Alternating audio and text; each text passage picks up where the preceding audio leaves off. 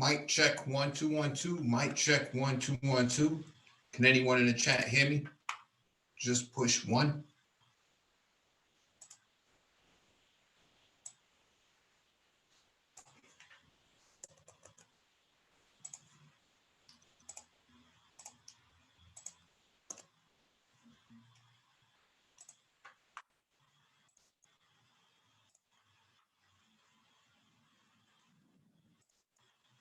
One, two.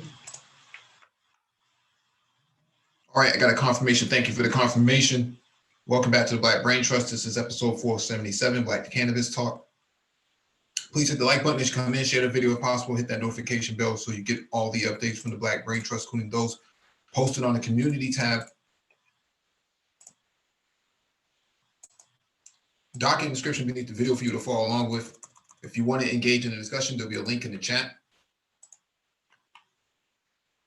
When you click on the link, make sure you raise your hand so that one of us can acknowledge you and advance you to the panel.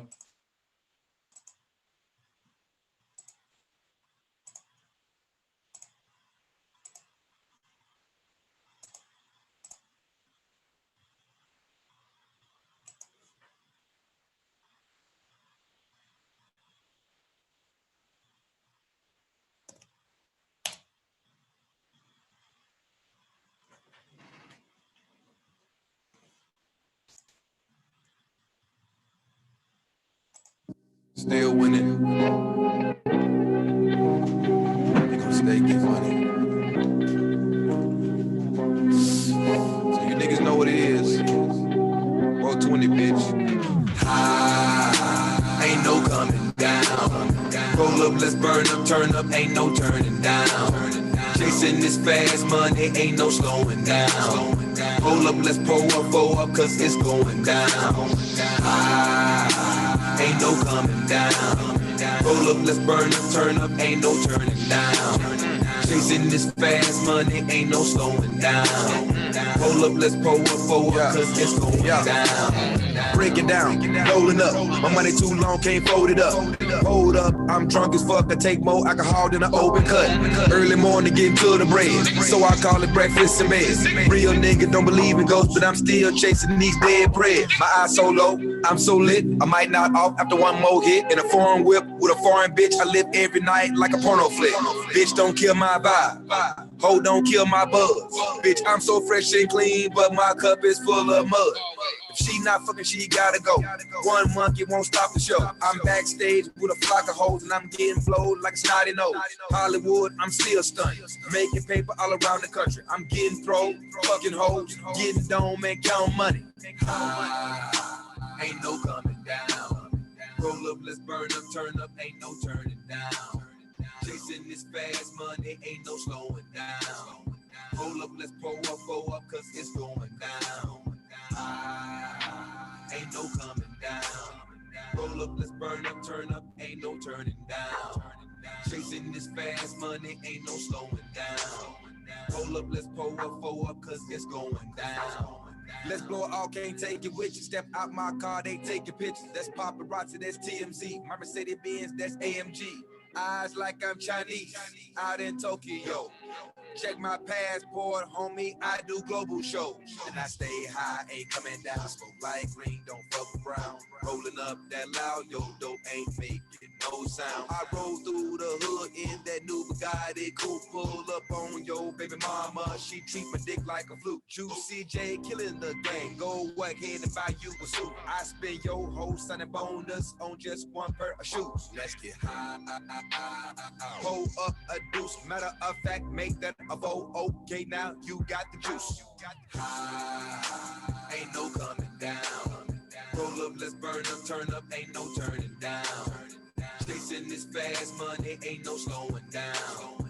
Roll up, let's pull up, cause it's going down. Ain't no coming down. Roll up, let's burn up, turn up, ain't no turning down. Chasing this fast money, ain't no slowing down. Hold up, let's pour up for her, cause it's going down. And I stay high, ain't coming down. Smoke like green, don't fuck with brown. Stay high, ain't coming down. Smoke like green, don't fuck with brown. And I stay high, ain't coming down. Smoke like green, don't fuck with brown. Stay high, ain't coming down. Smoke like green, don't fuck with brown. High.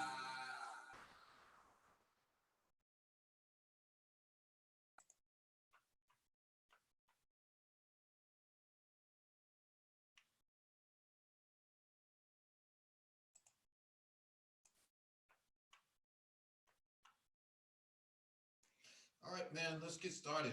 I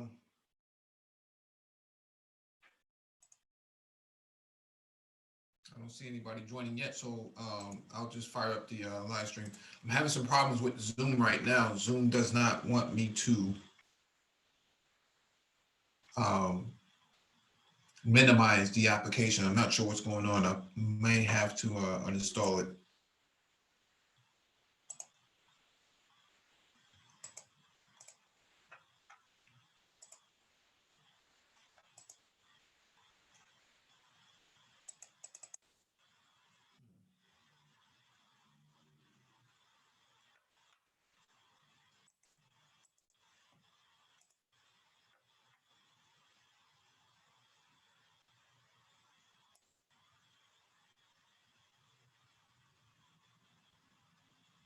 All right, let me get started. I don't want to waste too much time. I know Complex was supposed to be here, but he hasn't arrived yet. So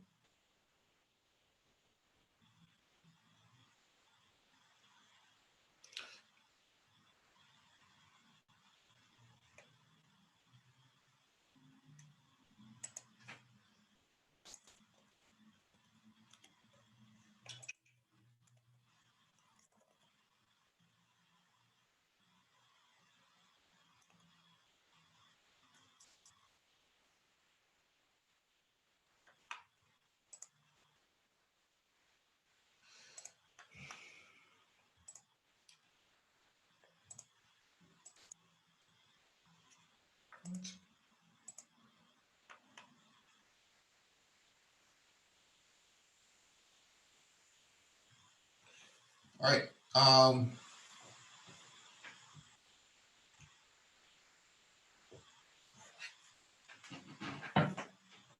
Let's see.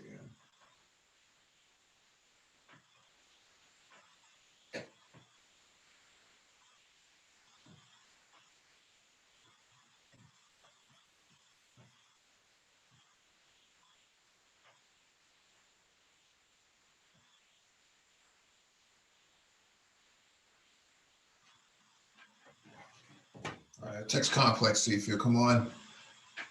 First item on the docket is from MarketWatch.com. People want cheap weed, and Aurora Cannabis is paying the price. Market share for the pot costing less than $9 a gram has grown from 2% to 17% since the summer, and pace is expected to continue.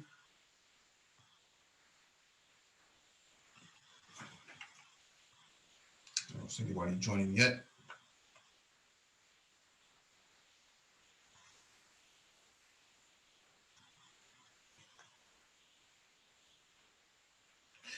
Canadians want cheap weed, which isn't great for companies that want to make expensive cannabis. Cannabis companies in Canada have long promised super premium products, some going as far as predicting demand for $100 a gram of the plant. Canadian consumers are heading the other way. However, as Aurora Cannabis Incorporated outlined Thursday in an earnings report that revealed quarterly losses of more than $1 billion Canadian. Chief Financial Officer Glenn Ibbott said in a conference call that 17% of the Canadian cannabis market was purchasers of cheap weed, less than $9 Canadian a gram. As of December, up from just 2% over the summer. Meanwhile, premium pot went from a market share in the mid 30% range to 17%. So that makes sense, right? People want cheap weed. They also want cheap beer, cheap liquor.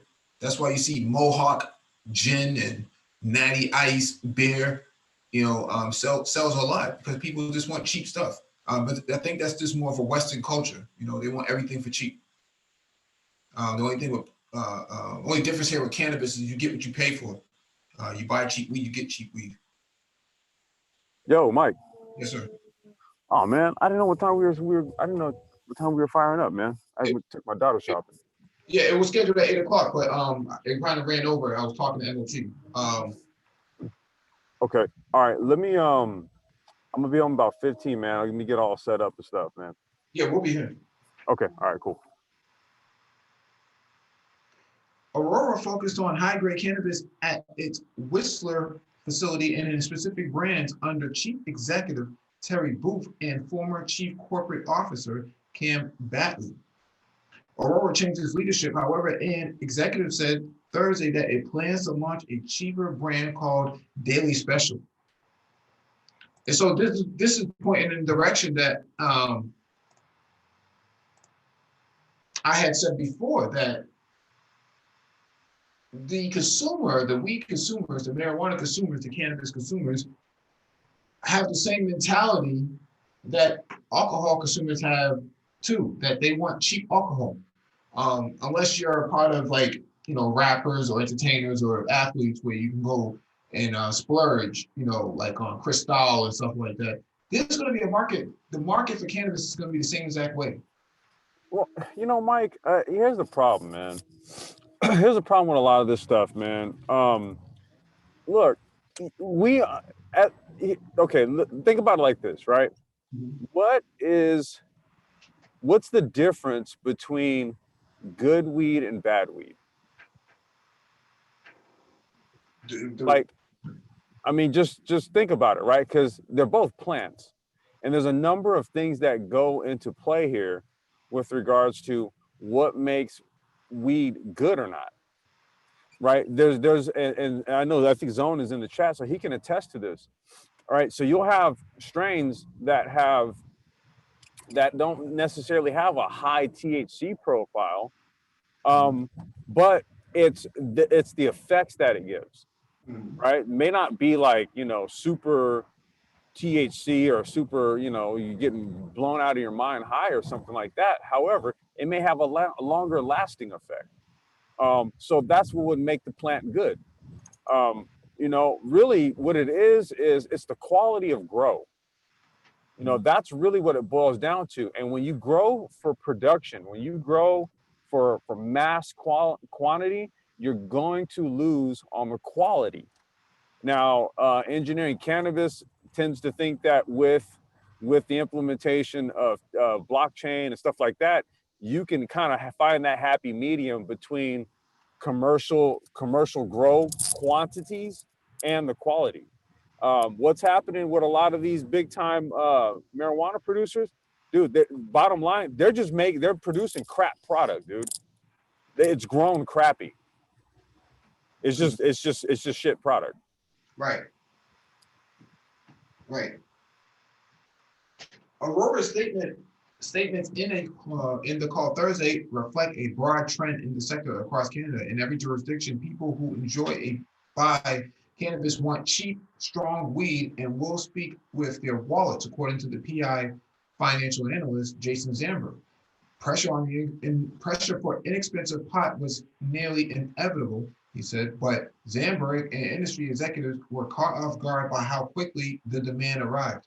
So you'll probably see them add some synthetic stuff to create a long-lasting high in order to subsidize the cheap stuff, and that becomes a problem. I'm not sure why weed buyers want cheap weed. Maybe because of the economy, they don't have a whole lot to splurge. But you get what you pay for, man. Well, the thing is, the reason why is because there's no reason to.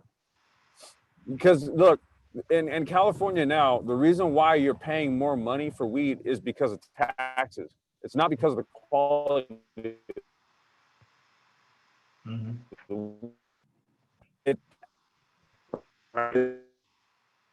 Complex, your mic is breaking up a lot.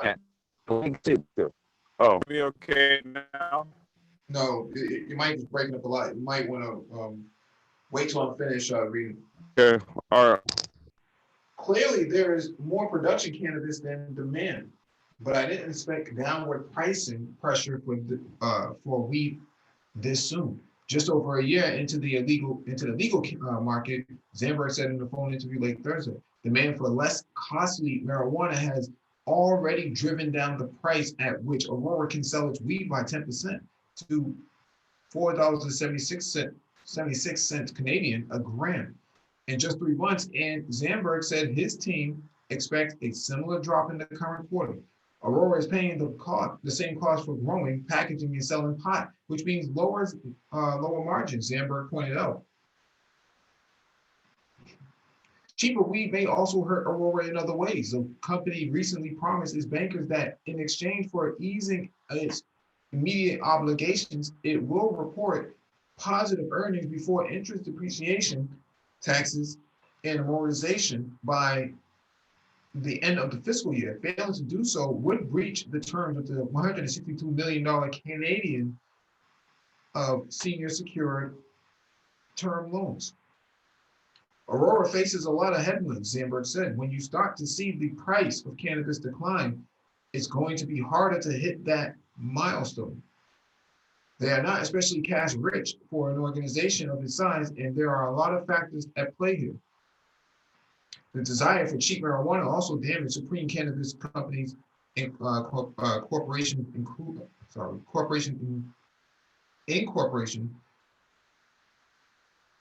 The company decided demand for cheaper weed as one of the 4 reasons why it's abandoned its fiscal 2020 guidance Thursday afternoon. Aurora's U.S. traded shares added a penny to $1.47 in Thursday's trading. Following the earnings report, the cannabis ETF closed up 0.2%. So, yeah, the cheapskates, man, are really damaging the market. Pink Kush, what we're looking at on the screen. You know, I wish we can find somebody who can actually, create a cannabis recovery product, for us, people who work out, man, people who do CrossFit, people who do athletic stuff, man, the ability to pull out something, man, like a chewable or something like that, man, or an oil or a combination of the two, man, something. Hey, Mike, can you hear me okay? We can hear you now. Yeah, there's plenty of that on the market, man. I mean, it's primarily out here, in the shops. They have all that, recovery bars. I actually have a friend who has a company in Colorado. I have a friend who has a company in Colorado, and he's partnered with a lot of ex-Denver Broncos players. And that's what he does. He does kind of like a lot of like activity-oriented products, recovery bars and things like that. But what I was gonna say was, man, it's that, see, the problem with the price of weed is you're paying it, all of the inflated cost, dude, is in taxation. This is the problem. That's what's squeezing the margins on the actual weed itself. That's why weed ain't supposed to be, it's plant. Mike, Like, that's like, your mic is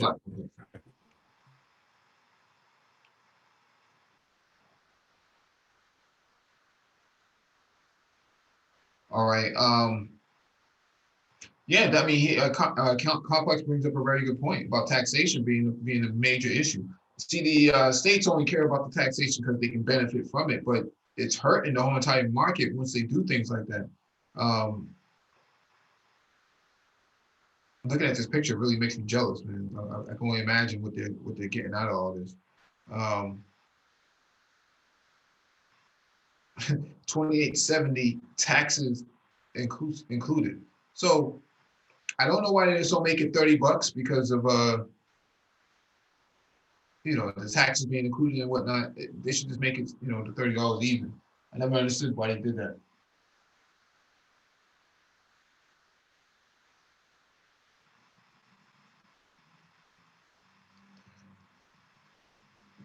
All right.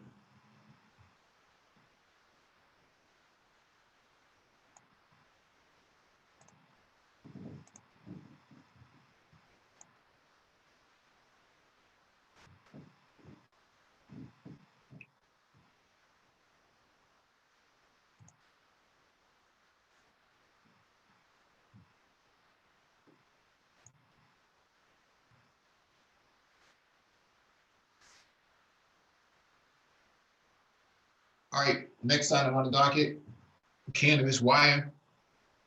Global vote on cannabis as medicine expected to be delayed again. All right, let me expand this out. Also, give me a few.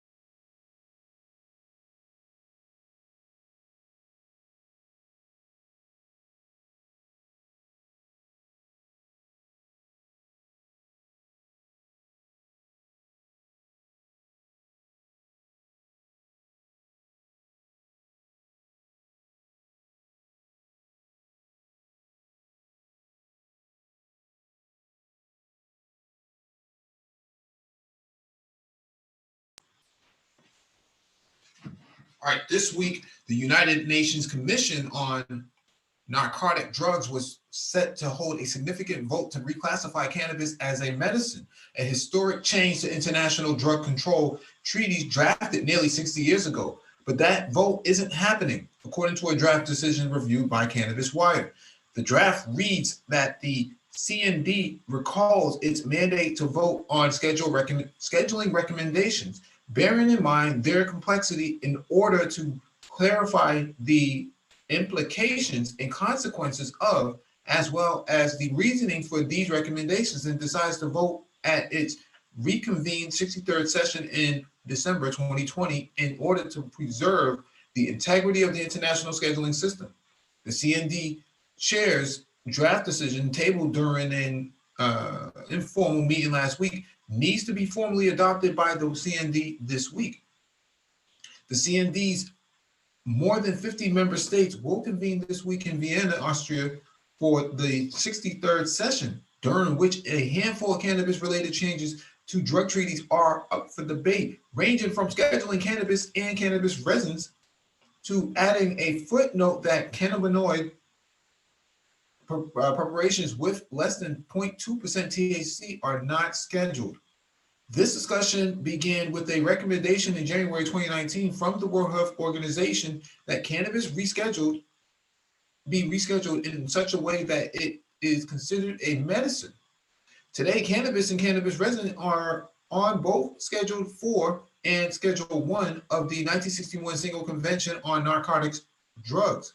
Schedule 4, the most restrictive, is for substances with little or no medical value. Specifically, the WHO's Expert Committee on Drug Dependence recommended cannabis and cannabis resin to be removed from Schedule 4 and be listed only as Schedule 1. This is the opposite of the US scheduling system, in which Schedule 1, where cannabis sits, is the most restrictive. The WHO committee also made other recommendations, which Cannabis Wire previously reported. Another significant one relates to cannabinoid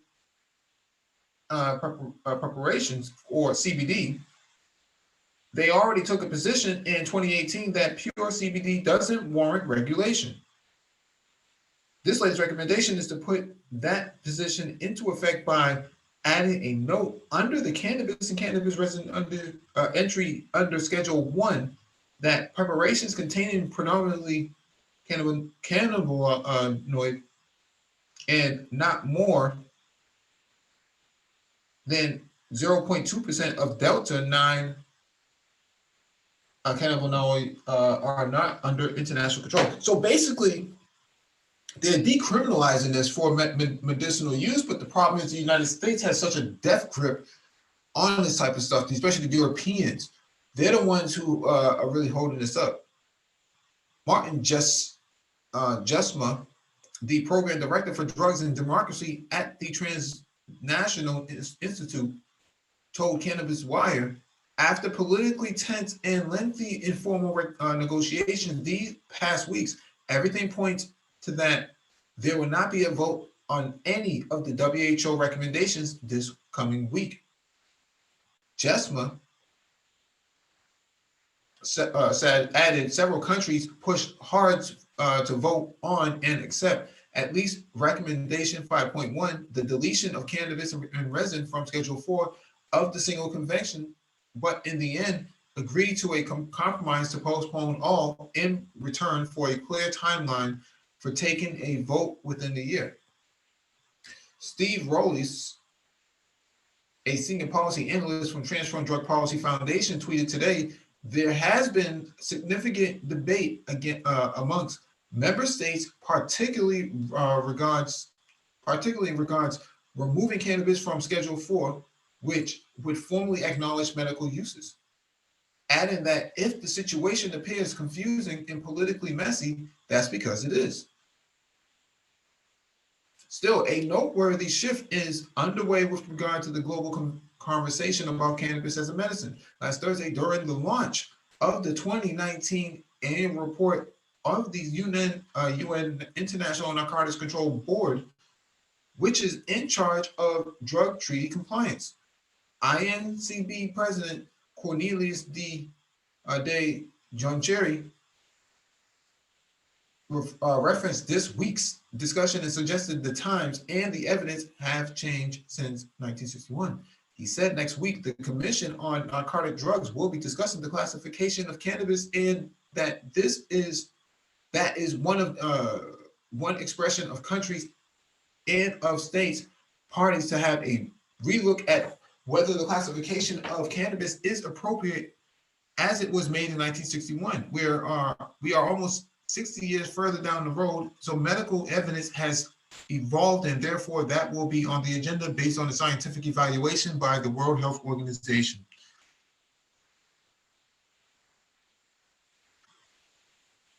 Just last year in its 2018 annual report, the INCB wrote that there is often little or no scientific evidence to support the effectiveness of many of the purported medical uses of cannabis. While the U.S. position has not yet been made public, the U.S. Food and Drug Administration opened a public comment period last year to gather input prior to sharing with the UN the U.S. position on the WHO recommendation. So obviously the United States, the White House isn't going to say anything about this, but the FDA knows that there's some medicinal uses that can be found in it. There's too much research that has been done in the past to support this, such as epilepsy and psychiatric uses of it for depression and cancer research and things of that nature. There's already enough of research that's been in place for quite some time. The problem is most of the laws that have been designed around, policing and enforcing these draconian sort of statutes on cannabis came out of European colonialism. So there was a time when it was okay to actually grow marijuana and actually use it for recreational use, but it wasn't until the Europeans went on their conquest and actually criminalized all of this type of stuff, and that's why you have all these issues where science has evolved to the point where they can prove medical benefit, but the draconian laws that was set up back 100 years ago are still persistent.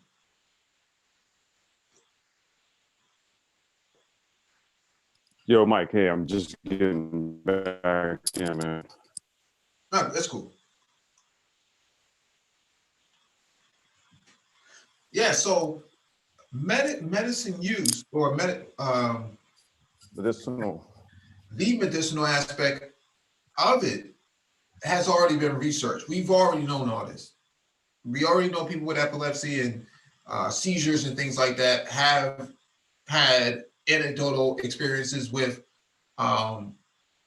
CBD to determine whether or not that's actually a sufficient use case. Cannabis was actually in U.S. apothecaries and pharmacies in terms of like extracts and things of that sort up until up until Prohibition, actually.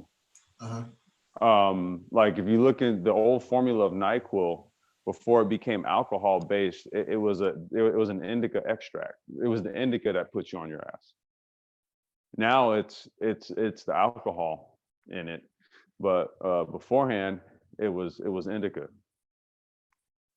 So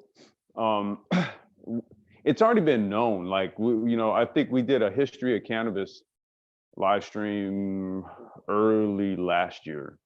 This is maybe around this time last year, or around like April or May, where we talked about the historical trade, the historical trade aspects of cannabis, where it was being traded like 5,000 years ago. It was being traded between Africa and India. So and it was being used for a multitude of purposes, medicinal applications being one of them. It's always been known. It really, what we're talking about here is, well, one, you can't really colonize a people if they're able to medicate themselves, if they're able to treat themselves. So when you take things like cannabis away from indigenous populations, you take away one of the key components that they use to like maintain good health and good spirits. So that's kind of one of the plays out of the colonizer's playbook, is to take the things away from them that make them a better people. I got a whole different take on cannabis and all that type of shit. I don't it's a plant. That's how I look at it. So it's not a lot of like stigma or red tape in terms of like how I look at it. Got a lot of smoke for marijuana, but no smoke for 7-day itch for poison ivy. I mean, that's what I'm saying. It's a whole bunch of other shit somebody can jump off into that's no good for you, and it's completely legal. Can you explain to some people in the chat what apothecaries? Well, like an apothecary? You said an apothecary? Yep. Oh, okay. Yeah, apothecary is like, it's what like a pharmacy used to be. So like an apothecary, you went in there and you pretty much got anything you needed. It's kind of like, it'd be like what Rite Aid is today. But like an apothecary, you went in there and they pretty much had like every type of medicinal extract, things like shaving creams for skin conditions like psoriasis and all that type of stuff. There's one, and I don't know if Dr. Phoenix is around. He could probably tell you about this too. There's a apothecary in Chicago, man. They've been around since I think like the late 1800s. It's called Merz Apothecary. And I used to get like a bunch of stuff for my wife from there. But it's amazing, man. These old places that just have like, just a history of old remedies and stuff. But those apothecaries back then, man, they had like various types of, extracts of cannabis, hemp extracts, sativa extracts, indica extracts. They, mix them, so you're getting heavy CBD, a ratio of 1-to-1 or maybe a 2-to-1. That's what the person in the apothecary would do. They kind of formulate tinctures and stuff like that. That's how like all the stuff used to work. One of the things I've heard in the last few years is how cannabis, from a medicinal standpoint, can help with people's vision, or at least some of the blurriness that they may have had, in seeing out of one eye or something like that. I have to find the article. Yeah, it's really weird, man, because I noticed, and I think this comes out of like plants that are largely like grown outdoor. So like there was that term glassy eye. Where your eyes would be glassy and shit. I noticed like the weed doesn't kind of give you that. It doesn't give you that much of that effect anymore. I think it has to do with whether it's grown outdoor or not. But there's something to that, which you're talking about with increased vision. And what it has to do with, the fact that like when your eyes get bloodshot, so there's blood vessels being stimulated in your eyes, right? So your blurry vision, impaired vision may just have to do, maybe due to loss or like a lack of blood flow to the eyes. So, getting blown and shit stimulates those blood vessels in the eyes. And then that's where you know what I mean? That's where you get more circulation and more flow through the eye vessels. So yeah, there is something to that shit. I'm surprised more Black people don't get into apothecary sort of retails or something like that. Like, yeah, it's amazing to me, bro. I mean, like, see, we have like some, in some of the Black areas, we got like vegan shops, stuff like that. And they may have like kind of like base level line of like nutraceuticals and stuff, like, things like turmeric and, stuff that Rating Woman had me go and get, like some black seed oils, stuff like that. But apothecaries take it like a couple layers further, so it's like a whole host of like different types of tinctures, all these various type of extracts like arnicas, and it's a deep game, man. My wife's mother, she has like a goddamn apothecary in her house. There's like pretty much everything you can think of is in there. And so like with her, it'd be like, I call her up and be like, hey, Almeida's, she says she's, this is bothering her or that. She'll go get this. And it'd be like just some more random shit I've never heard of. But then if I go to like a vitamin shop or, a place that has like homeopathics and stuff like that, sure enough, they got it. We got Zone on the panel and Dark Side. What's going on? What's going on, fellas? Dark Side. What up? What up? Hey, from a medical standpoint, I'm becoming a lot more interested in this. I wish I would have been kind of looking into this more, but as a pain management specialist, medical cannabis, CBD, all CBD extracts and stuff like that. That stuff is big. It's only expanding. So I'm trying to look into that, and from a kind of a medical standpoint, it's very interesting stuff. Yeah, study the endocannabinoid system. Yeah, that's essentially where cannabis interfaces with the body, and it's amazing to me, man.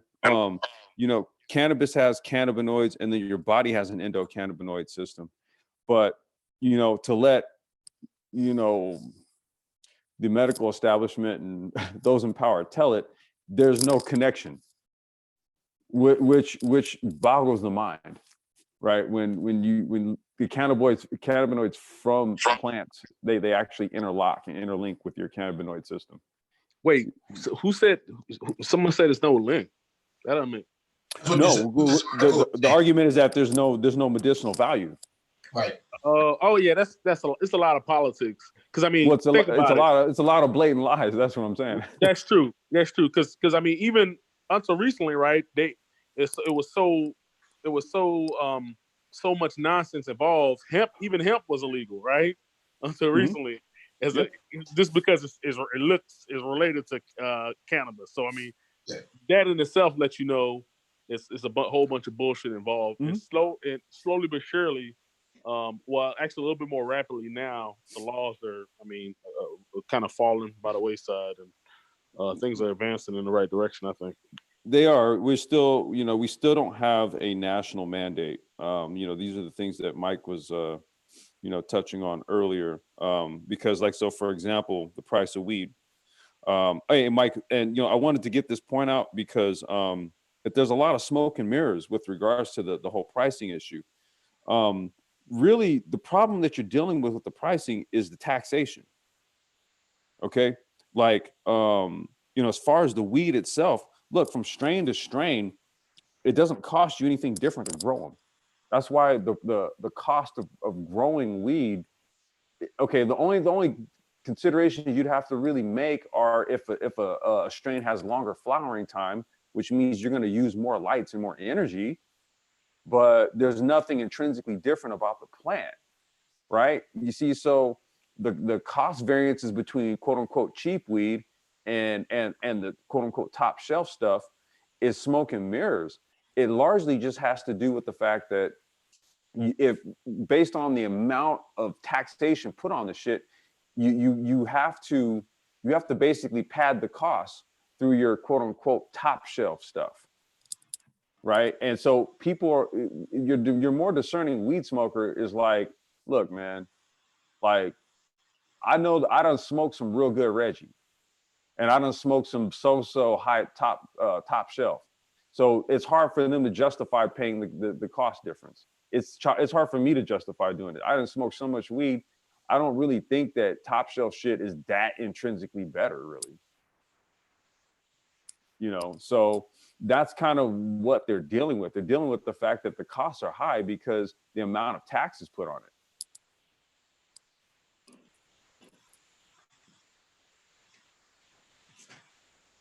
I think Mike disappeared.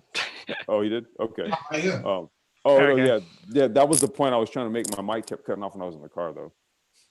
Yeah. It says, Jibber Jabber in the chat asked a question. Is it true that the black man has increased levels of endocannabinoids over other ethnicities? I don't know about that. I think that's pseudoscience. I don't think. Yeah, I think. So. Dr. Sebi said. Well, I will say this. I don't think it has. I think that humans, like all of our physiologies, are different. So there's some people who don't. I think they have some people have a very sensitive endocannabinoid system. So weed just doesn't jive with them, right? It just doesn't, like, weed just does not jive with them. And then there's others who it jives very well with. I'm being one of those people. So, but you know why that's pseudoscience is because you can't, especially in this country in a lot of different areas. I mean, unless you go to some isolated area, you can't just say, "Oh, this person is black." Because I mean, if you did obviously a DNA profile of the average black person, this really in the Western Hemisphere, right? Mm-hmm. They're 75%. Sub-Saharan African, and 25% or 20% Caucasian, maybe a few percent Native American. So, I mean, when you say they have more cannabinoid, like, who are you talking about? You talking about, or do you have to go to Africa? You talking about just some isolated or some tribe in Africa, like, or what about is it that you have different genetic groups in Africa, right? So when you say black, what does that mean? No. What I'm saying here is that I don't think it's. I was talking about the comment, not you. Oh, the comment. Oh, okay. Yeah, about some people having more black people having a denser. I don't know how you could quantify that. No, I don't really, dude. I know white dudes that'll like smoke your ass under the table, dude. Don't tell right. don't tell them like they ain't got no like these fools will blaze you up under the table, bro. Like, real shit. No, I just because look, there's black people that weed doesn't jive with them. There's a lot of black folks, man. They can't really rock with herb like that. Unless you're complex and you're a pothead. What? So you don't like, who are you calling a pothead, dude? No, it's some people that they function better off of alcohol. Mm-hmm. Yeah. But I'd be interested in understanding if you can kind of mystify cannabis with a cannabis strain with alcohol and what kind of effect that would have on them. You can. Jamaicans do it all the time, man. They take weed and stick it in a bottle of rum. Wow. Yeah, just take the bud, throw it in some rum, man. There you go, infused rum. You just walk around, sip on the bottle.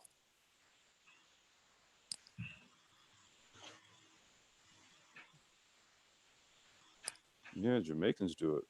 We got a new person on the panel. What's going on? He's gone. Yep. Just like that. Just like that. I promoted him, but he just didn't show up. Did you? Are you sure you promoted him, or did you remove him? No, I promoted him to panelist. Okay. I don't know what happened. Hey, Zone, I have a question for you. What up? So to kind of touch on what Mike was talking about earlier, like what Aurora was speaking about, people wanting cheap weed. Uh-huh.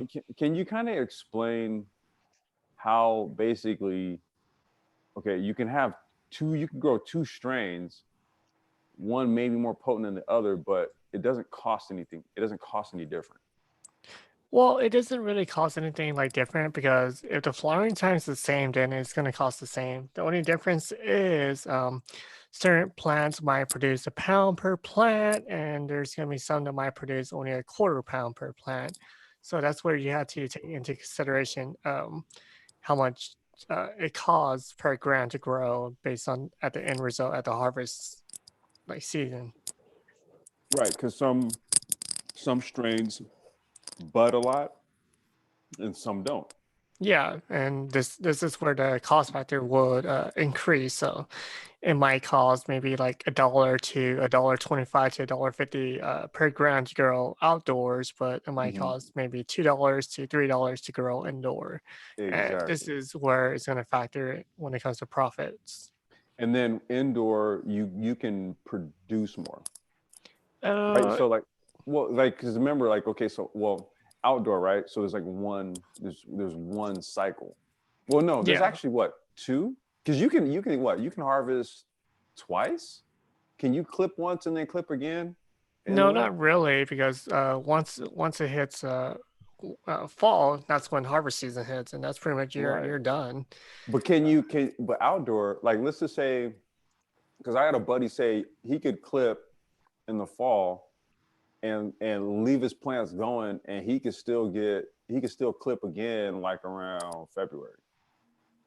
Yeah, but the quality wouldn't be that great because okay. Yeah, because the plant would be under stress, so it wouldn't be able to grow. And Mike, you're showing your desktop. It's doing But, that because I don't know what's going on with Zoom. I have to uninstall it and install it. Okay, but pretty much if you leave it over winter, it would be stressing out, and the quality of the marijuana wouldn't be that great.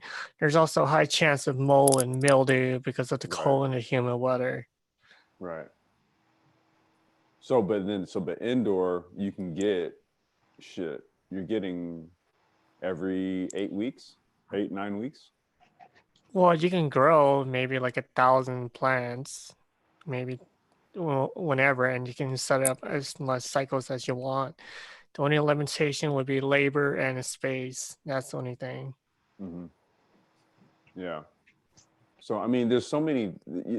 That's what I mean. It's like when you talk about like the cheap weed versus like maybe like top shelf. It's kind of a mixed bag, right? There's other factors that actually determine the cost, that it really ain't about the plant. I think that was really just the point I wanted to kind of illustrate that what Zone mentioned, and the damn taxes. Yeah. Yeah, it's taxes and also the way how it's grown. Some people like the quality of indoor because it's more dense and it's more pretty compared to outdoors where it might be damaged due to outdoor smokes outdoor better. environments. Outdoor just smokes better. Yeah, but people like the quality indoor, so it's up to. I mean, it's good. It's good because that's the thing, man. Good indoor is good for commercial.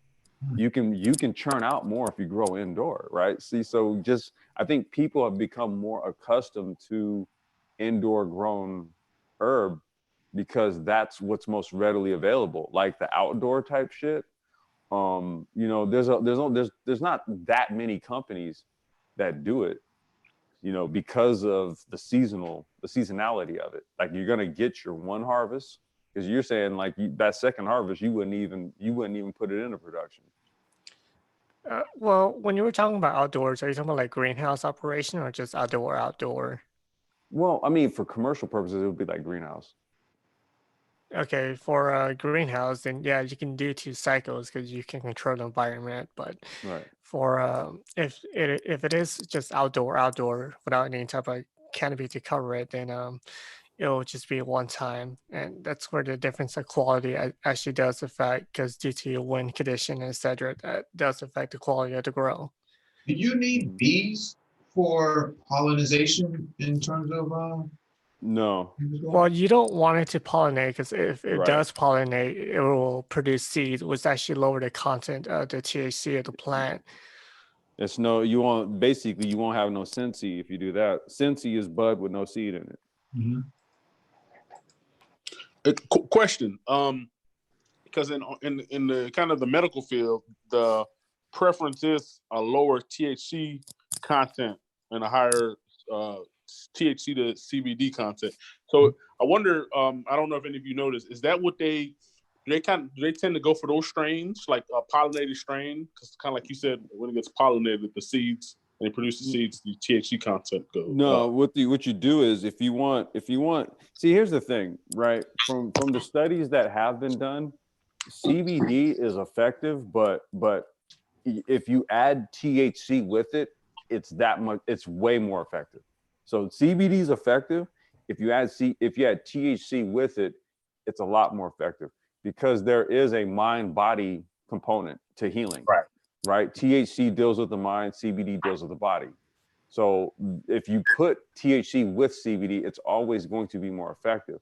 Now, this is where you get into the gray area, right? Because you don't want to induce too much THC to somebody who needs more of the CBD element, right? So that's where you might want to do a 3-to-1 CBD to THC ratio of, say, like a topical or like a sublingual, like a tincture or something like that, where you're getting more CBD than THC, but you do need some THC. And that's kind of where we have to start to move into the medical applications of it, right? See, so there's certain strains that are very particular in terms of like what they may actually deal with in terms of a condition.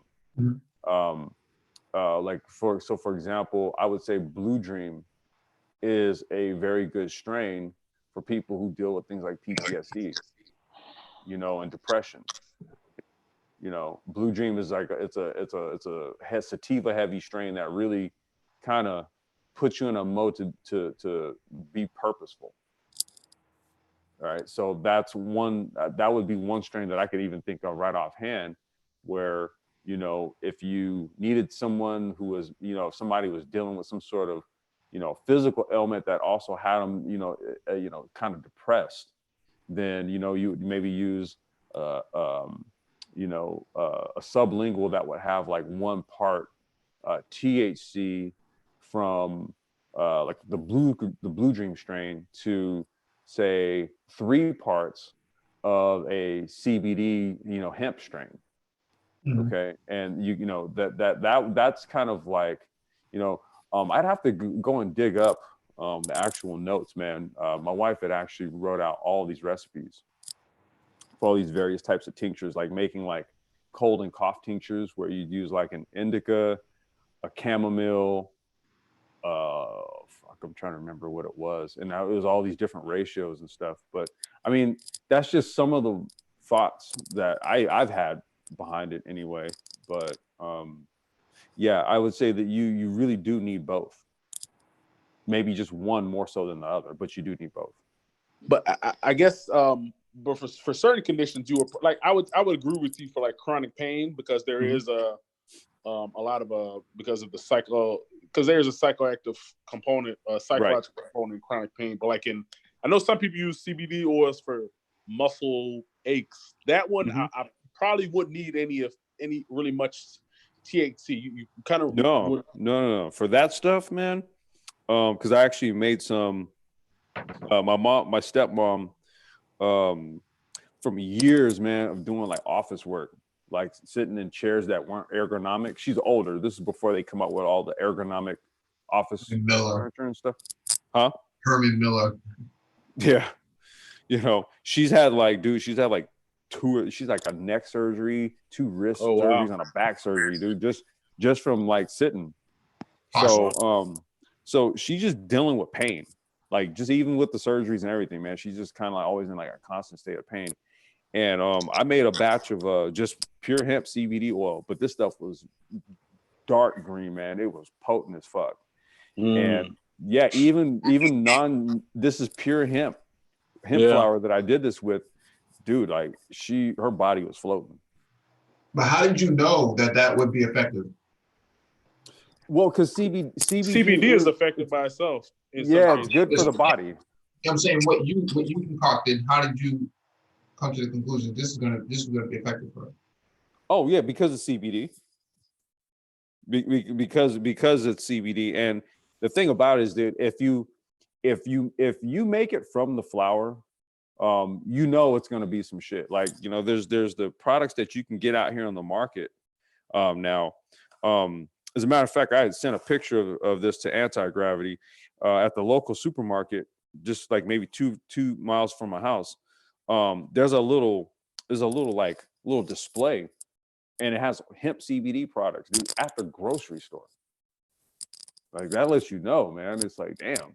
And it's in, you know, all these different products in various milligrams, you know, anywhere from like 100 to, I think the most I saw was like 500 milligram, I think it was like 500, maybe 1,000 milligram. But the shit that I made from my stepmom, man, that is just way more potent. So CBD is legal even federally, right? It's 50 state legal. Like yeah, we could ship hemp flower across state lines, man. I mean, we do it now, yeah. Okay, that's good to know. You ever thought about going into pain management complex? Yeah, man, we need to team up. No, real shit, man. If you just holler at me, man. We got a brother actually that we linked up with through the Brain Trust, man. He's actually our East Coast kind of liaison over on the East Coast with regards to our operations. So, oh wow, you know, no, we've been linking, we've been, cats who've hit us up, man, was like, yo, I want to get down with that, man. It's like, this is what we got going on. We just shipped out a bunch of product to him. And yeah, dude, just, here, let me drop my email in the okay. Do you guys go to any like because I was looking online, I know they have like a lot of different conferences, like medical cannabis conferences and stuff. Have you been to any of those, and do you find them helpful? I've gone to them in the past. At this point, man, it's a bit. The game is it's different now. I'm in California, so gotcha. Now that everything's recreational legal, Zone can attest to this. Things function a lot differently now. Right? It's not how it used to be, where all you needed to basically operate was a nonprofit. You could basically have your own weed business. Now it's like, you got to pony up about a good 20, 25 grand to get you a medical cannabis license in California now. So, yeah, things are a little bit different. I stay abreast of, the types of things we're talking about in terms of like policy, like the technology involved when we talk about like all the blockchain applications and cryptocurrencies. And, that's where I'm staying abreast of it now at this point. When it comes to ground floor legislation and shit like that, man, California sold the fuck out. So, unless you come in the game with deep pockets, All right, let me read this last item on the docket from The Guardian. Malawi legalizes cannabis amid hopes of fresh economic growth. Law change hailed by supporters as chance for country to benefit from rising global demand for medical cannabis products. Malawi has passed a bill decriminalizing cannabis for medicinal and industrial purposes almost 5 years after a motion to legalize industrial hemp was adopted. The country follows in the footsteps of Zimbabwe, Zambia, and Lesotho, neighboring Southeast African states that have legalized medicinal cannabis, as well as South Africa, where medicinal and recreational use was decriminalized in 2018. Today is a very glorious day for me personally, and I think for the entire nation,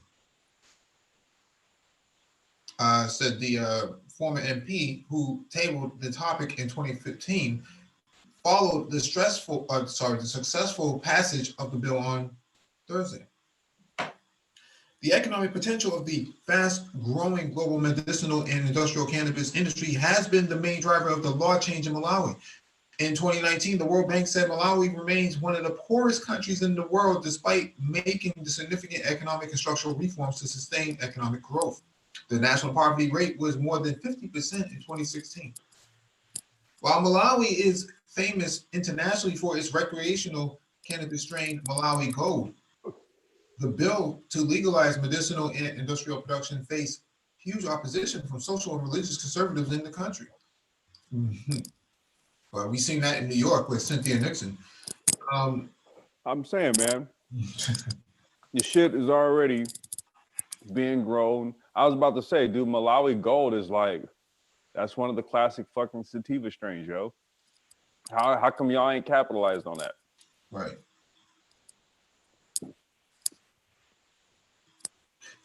It's my strong view. It's my strong view. It is my strong view that cannabis will in the long run replace tobacco to become our major cash crop. That will contribute hugely to the GDP, said Kadazamira, who explained that the industry will create employment opportunities in the farming and industrial sectors. Agriculture offers employment to nearly 80% of Malawi's population. Tobacco is the country's major export, and the global decline in its use has impacted the economy. Malawi's tobacco industry is also marred by exploitation, as international companies such as British American Tobacco have sought cheap labor, including child labor, and low tariffs on raw tobacco for exports. That's where the blockchain comes in. We don't want to replicate what has happened in the tobacco industry. Malawans should participate not as tenants, but as equal partners in this new sector. Who wants cannabis products to be processed in country? Cannabis, which can thrive in dry conditions, is a good fit for Malawi's climate, which has been impacted by the South African drought. Invigro became the first company in Malawi to get the government authorization to conduct research trials on low THC industrial hemp in 2015. Run by Tanya Clark, a British entrepreneur, Invigro completed trials in 2018 and was one of the groups that advised on the draft bill. Invigro has processed hemp products such as paper, bricks, and cosmetics in Malawi. Clark said the next step for the company will involve work with the government to investigate local varieties as imported seeds were used in the trials. There will be lots of people interested in looking at Malawi at the moment, but the next step is to make the investment climate favorable and positive, said Clark. She added that she hopes the medicinal cannabis industry, which is less accessible to the local entrepreneurs, will bring foreign currency in exchange to the country, and that it should be done responsibly. Clark said government consultations during the drafting of the bill were inclusive, paving the way for industry to open a lot of doors for lots of different kinds of people here, and stressed the importance of traditional farmers and growers being involved. Malawi's Rastafarian community has been among those advocating for decriminalization and contributing to discussions on the draft bill. Though Rastafarians in the country face stigma, attitudes are changing. Last month, the country's high court ruled that dreadlocks must be allowed in school, lest Rastafarian children be excluded. On Thursday evening, Lazarus Kadiwa, 36, was minding his friend's craft shop in central Lilongwe. As we Rasta, we make food with ganja. We can make soap with ganja. We can make clothes with ganja. We can make medicines, he said. That's interesting. I don't know what Complex knows about ganja. We've been looking for the bill all these years. It's our chance to do business with the government because we need to have our own licenses to plant our own ganja. Ganj, man, that's herb. It was for being facetious, bro. Um, but that's the way how they're thinking over there. But they don't Oh like. yeah, oh yeah, They oh don't yeah. like you though. I like that piece you got though. Yeah, that piece is dope. Yeah, that medallion. Yeah, Yeah, I still got my Zulu medallion, man. you got to put that on your list of things to do. You know, hit Malawi. Bro, trust and believe, man. The people, oh, sorry, people are going to celebrate Smile Kadiwa. Rastas are going to sing and chant and shout because we know at last we're going to make something through this healing of a nation, ganja. Nikoma, technical director of Malawi Hemp Association and a prospective cannabis farmer, is also excited for the future. Nikoma explained that traditionally Malawians have used cannabis to treat illnesses, from fever and smallpox to mental health problems. Dark Side 90, are you on the chat? Do you know anything about this type of stuff? Complex, you know anything? Yeah, Yeah. for definitely military wide. I mean, really in general, PTSD, depression, anxiety. So yeah, definitely a lot of psychological applications. Yeah, I told you the strain. Blue Dream. Yeah, I'll give you the goddamn strain, man. What about Malawi Gold? Malawi Gold, man, that's good. Malawi Gold is good. It's good recreational weed. Mm-hmm. Like Malawi Gold, that's like that shit and Durban Poison, like the them African. Like I've only had Malawi Gold once, but Durban I can get. Like I can pretty much get Durban out here. Like a lot of people grow it, Mm-hmm. and Durban is just like it's a good social weed, kind of like a good party weed. I think like what Zone calls party joints. Yeah, I wish So, Dr. Phoenix was on here because I know he can add to some of this as well. But Blue Dream is the one for like PTSD. Blue Dream, that's the one I would recommend. Okay. Yeah, I mean, I think what would they call this? Like holistic health or something like that? This would fall under this would kind of fall under the realm of holistic. Mm-hmm. It would fall under naturopath. Naturopaths, yeah. Right, because smoking isn't the only way to do it, right? This is where taking kind of like the apothecary sort of angle to it in terms of assessing what a person's issue is, and then well, you know what? So the new term they give it now is called compound medicine or compound pharmacy, or where they basically they customize the formulation for you. Okay. I think the same approach needs to be taken with cannabis, in all honesty.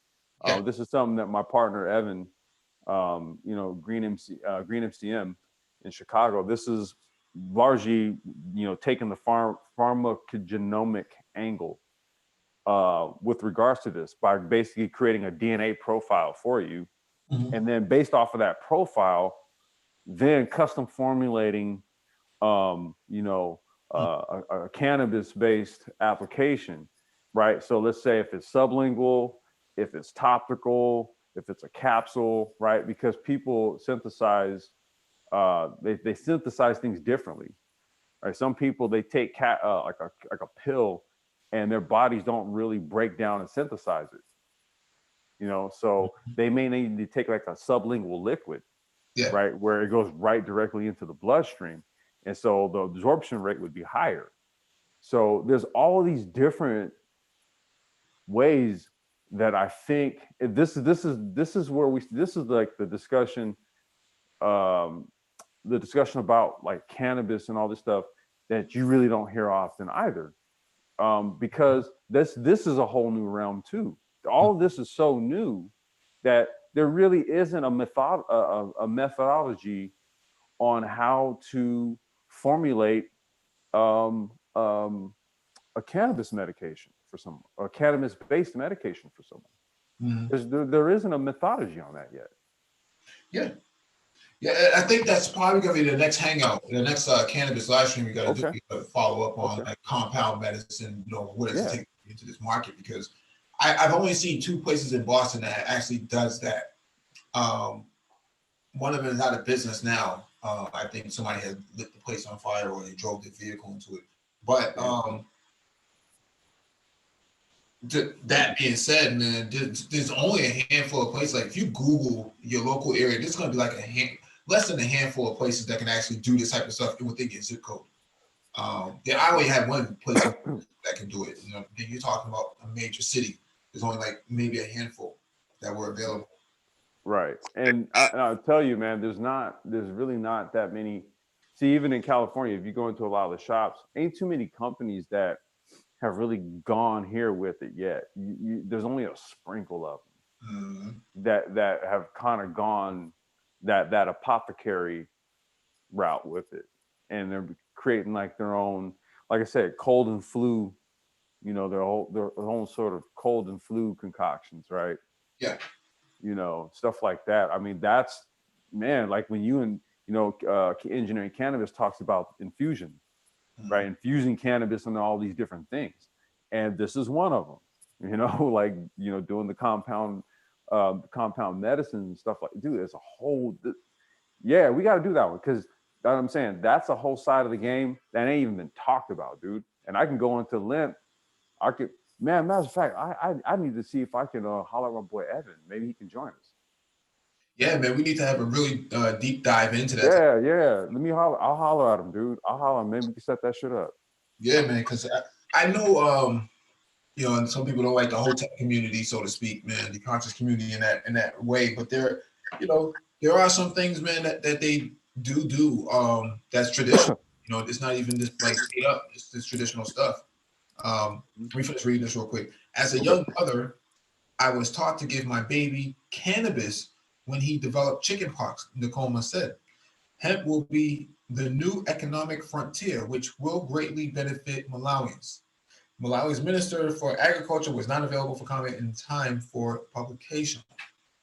Hey, this is the way Africans are thinking. This is the way how they're getting down over there, man.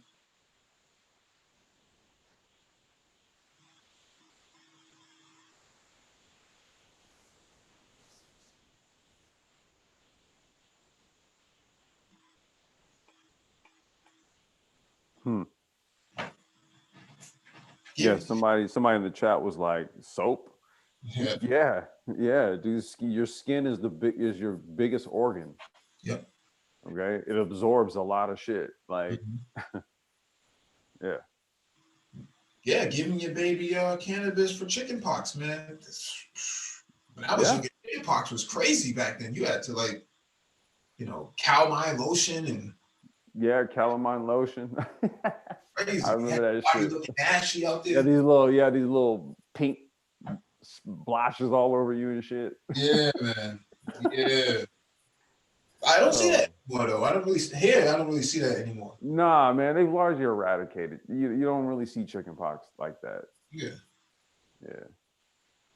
But I mean, man, we covered. There was an article we covered. Fuck, let me go get my charger. There was an article we covered though, talking about how, I think in 5 years somebody's gonna basically crack the code on making like a hemp-based vaccine.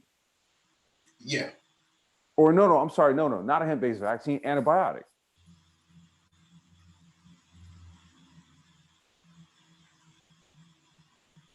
Yeah, like they talking about making it like a antibiotic out of hemp. Mm-hmm.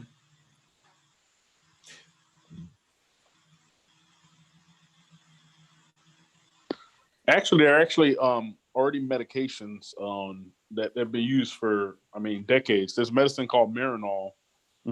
Actually, I'm looking at a PowerPoint I did back in a grand rounds I did back in fellowship. It's actually a medicine called Marinol. The generic name is, the generic name is Dronabinol. And it's a THC, it's a synthetic THC. It's a THC extract / synthetic THC that they've been using for years for cancer, chemotherapy-induced cachexia, so like wasting. to kind of stimulate an appetite.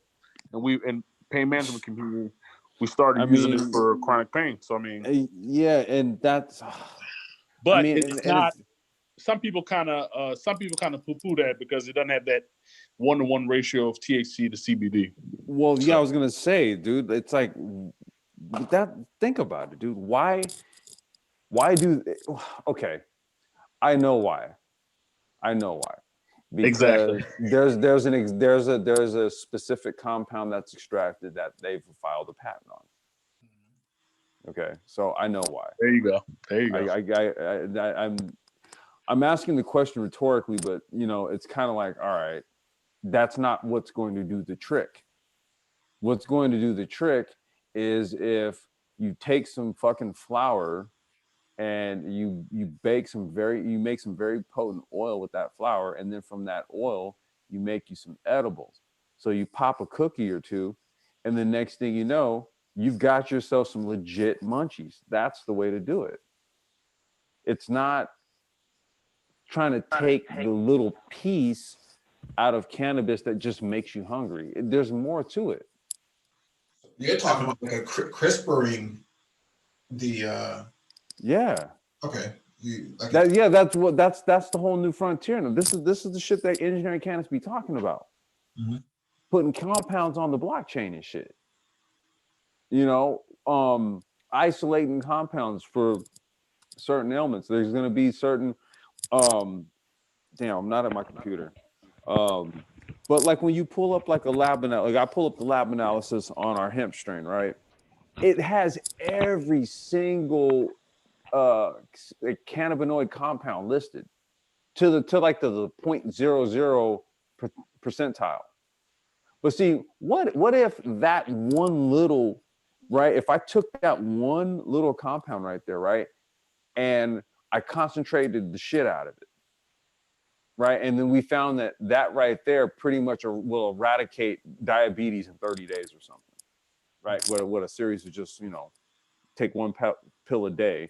That's the angle that they're taking on this.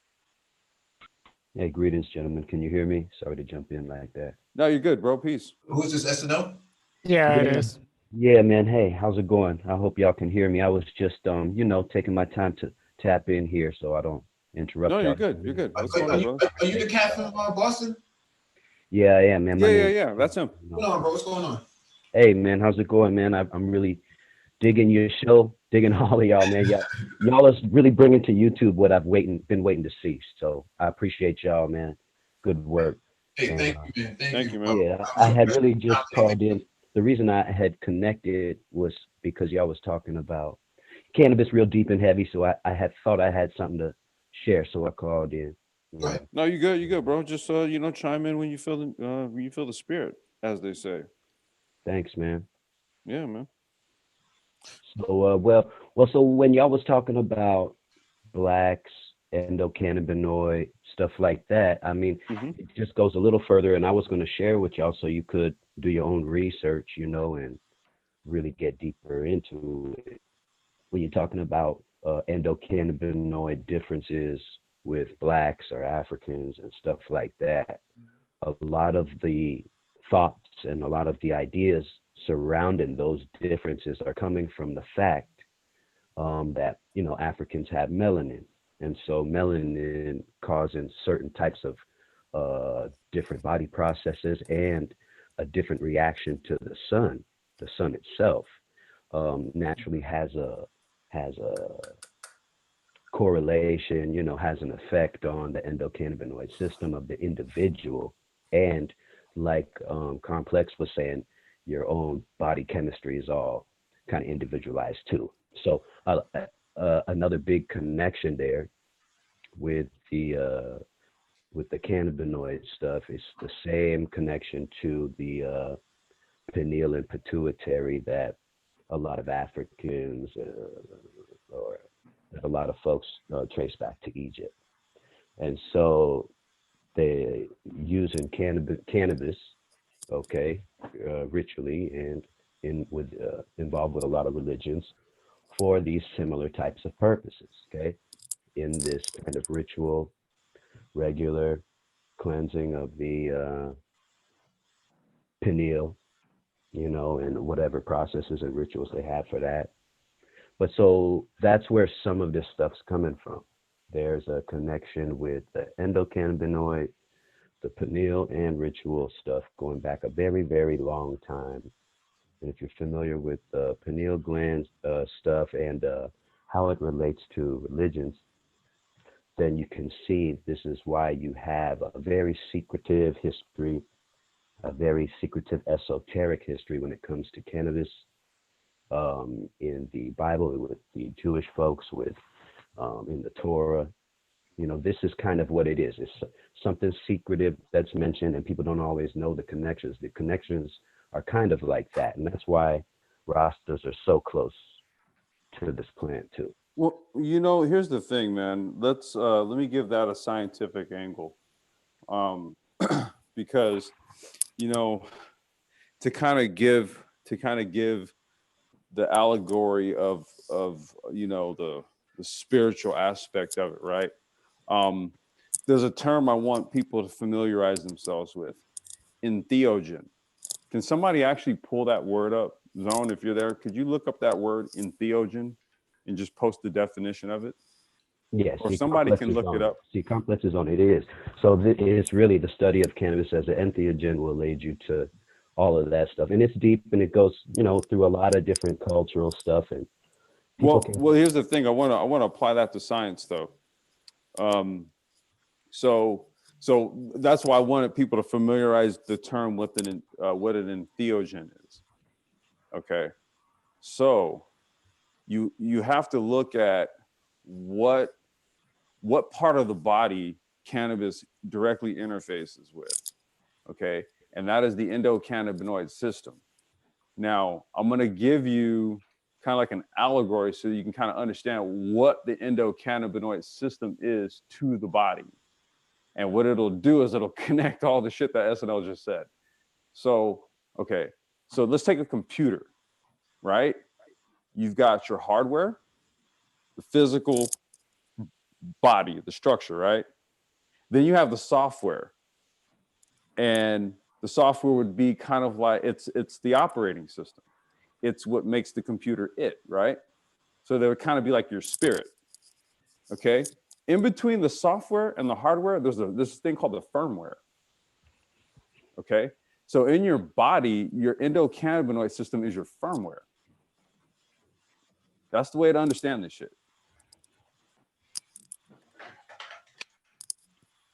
That's cool for the tech folks. I get it. Mm-hmm. Yeah. Well, this is a tech-oriented channel. That's why I had to go there with that. Yeah, that's good. No, that's pretty good. Complex. Yeah. How do you spell that?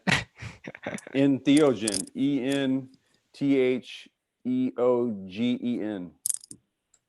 Did I spell it correctly in a YouTube chat? Let me see. Hold on. Yeah, I totally effed up on that one. Yeah, without the E. In it's EN. Wait, hold on. Let me. I'll write it.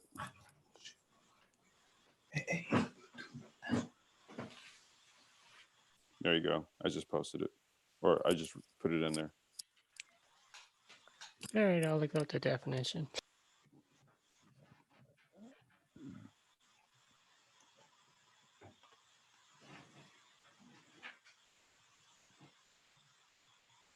Did I miss something? No, no. Zone was he was going to post the definition of the term. I had just put it in there. I put the spelling in there. Okay. But and so this is the reason why, though, that there is like this is sort of like a new domain with regards to cannabis and kind of like its use and application. I think the thought that this is an entheogen. What happens here is that that notion shakes the religious establishment. Now you can reference this back to the time of Christ. And the use of the holy anointing oil, for example, all that was cannabism, which was basically just infused olive oil. And then you add frankincense and myrrh and rosemary or basil, or I forgot one of those herbs. Yeah, Complex is on it. See, that's why I don't have to normally call it. I can just listen to y'all. Complex be on it, man. Yeah, man. I mean, you know, we did the whole history of cannabis. Yeah, I try to catch yeah, as much as I can of y'all, man. yeah, we did that one, and you know, we kind of touched on what the goddamn recipe, because it's in the Bible, dude. Like what the recipe. Yeah, I mean, it's really wild that you know it's sitting right there, and people will scream you down. Oh no, cannabis don't have nothing to do with the Bible, and it sits right there for everybody, you know. So I really believe that, you know, I know this is a tech channel, but I'm more of a cultural guy, stuff like that. I really believe we're in a huge cultural change period of time. Well, this is a tech channel, but we're fourth industrialists. So, and you know, we believe that, you know, part of the fourth industrial revolution is hemp and cannabis also. Yep. You know? So No, y'all are on it, man. yeah, so we don't really see it as anything that's like external to what it is that we already talk about. We think it's part and parcel in all actuality. No, y'all be on it. But, you know, some on the other side, you know, the religions and stuff, they all talk about huge cultural changes, swings and stuff like that as well. But I think y'all be on it, man. And actually, y'all leading the culture on that. So it's good to hear y'all chopping it up. Yeah, I think you're right about that. It's a cultural transformation is what they're calling it on the continent. So I was in Africa last month, and those are the conversations that they were having. Cultural transformation, and within the fourth industrialization. So everybody has to change the way how they think in order to adjust to the industrialization that's happening right now, or else they'll get left behind. Right. And see, the Rasta's been telling us it's the healing of the nation. They're not just saying that like a funny slogan. You know what I mean? That's deep stuff. And what they're referring to is, you know, this deep cultural change sweeping through the nation, bringing people together, you know, all these types of stuff. But let's not. Oh, go ahead, Mike. I'm sorry. Were you at the Broad Institute last week for what was the name of it? I forget now. You weren't at the Broad Institute last week for the I guess Black discussion, right? No, but I might have followed on video or something. You know, I try to do those as much as I can. I'm heavily involved in the cannabis space out here in New England, and so I'm trying to do those things. You might have seen me. That's, you know, where you bumped into me before is one of those. I've been real busy lately though. Yeah. Oh, it's called Stemming from the Black Diaspora. Stemming from the Black Diaspora. So that was February 20th. So I think that was last week. But yeah, you know, interesting discussions that they were having there about you know, cultural shifts and what to do in creating social spaces, you know, for Black people in this new age, man. Because you're not going to be able to have it. You got to be able to create a Black social space everywhere you go. So right. That you, you know, carry your culture with you and actually be able to think and maintain. That's what I learned, man. That's why I started a private club out here, a cannabis club out here, and that's really where I really learned and got into the whole cannabis thing. It's really I'm a veteran with chronic pain and PTS. My wife encouraged me to become a medical cannabis patient. Mm-hmm. When I did, I became an activist, and I started my own private club for people like me. And I did that club for years because I thought cannabis was going to be legalized any day. It wasn't. And so I did the club for years. You might have to talk to Dark Side 90 on the panel, man, about that pain management. I got you, man. I got you. he's also you're actively serving or no? I am. I'm still active duty. Okay. So yeah, you need to stay away from that. Right. Yeah. That's true. Get me in trouble. Yeah. But yeah, man, I agree with you 100%, man. Cultural transformation is happening right now. And that's why you see a lot of, you know, politically speaking, you know, the Democratic Party is, you know, trying, you know, Roland Martin on YouTube is trying to figure out how to get the Black male vote back into the Democratic Party and things of that nature.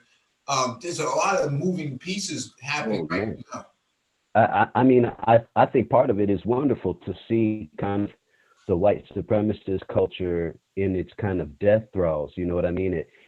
That's kind of how I interpret a lot of what I see. Is I see the white supremacist culture being challenged so much that it's lashing out and flailing and dying, and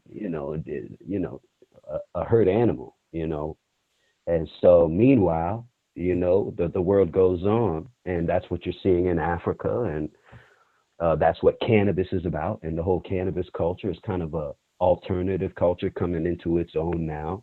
This is what the Aquarian people talk about and all that stuff. I mean, so we're in it, man. The millennium changed and flipped.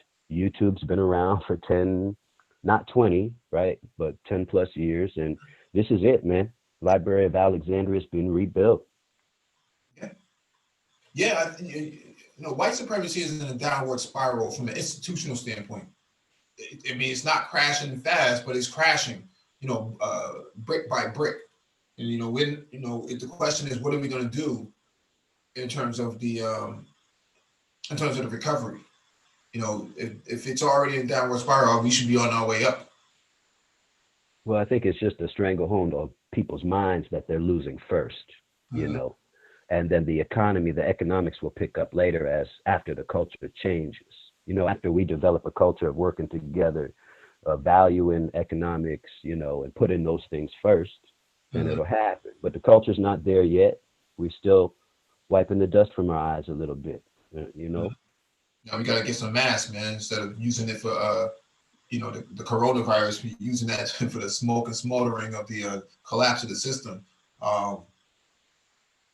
Yeah, man, all these things, wars speed up this cultural change.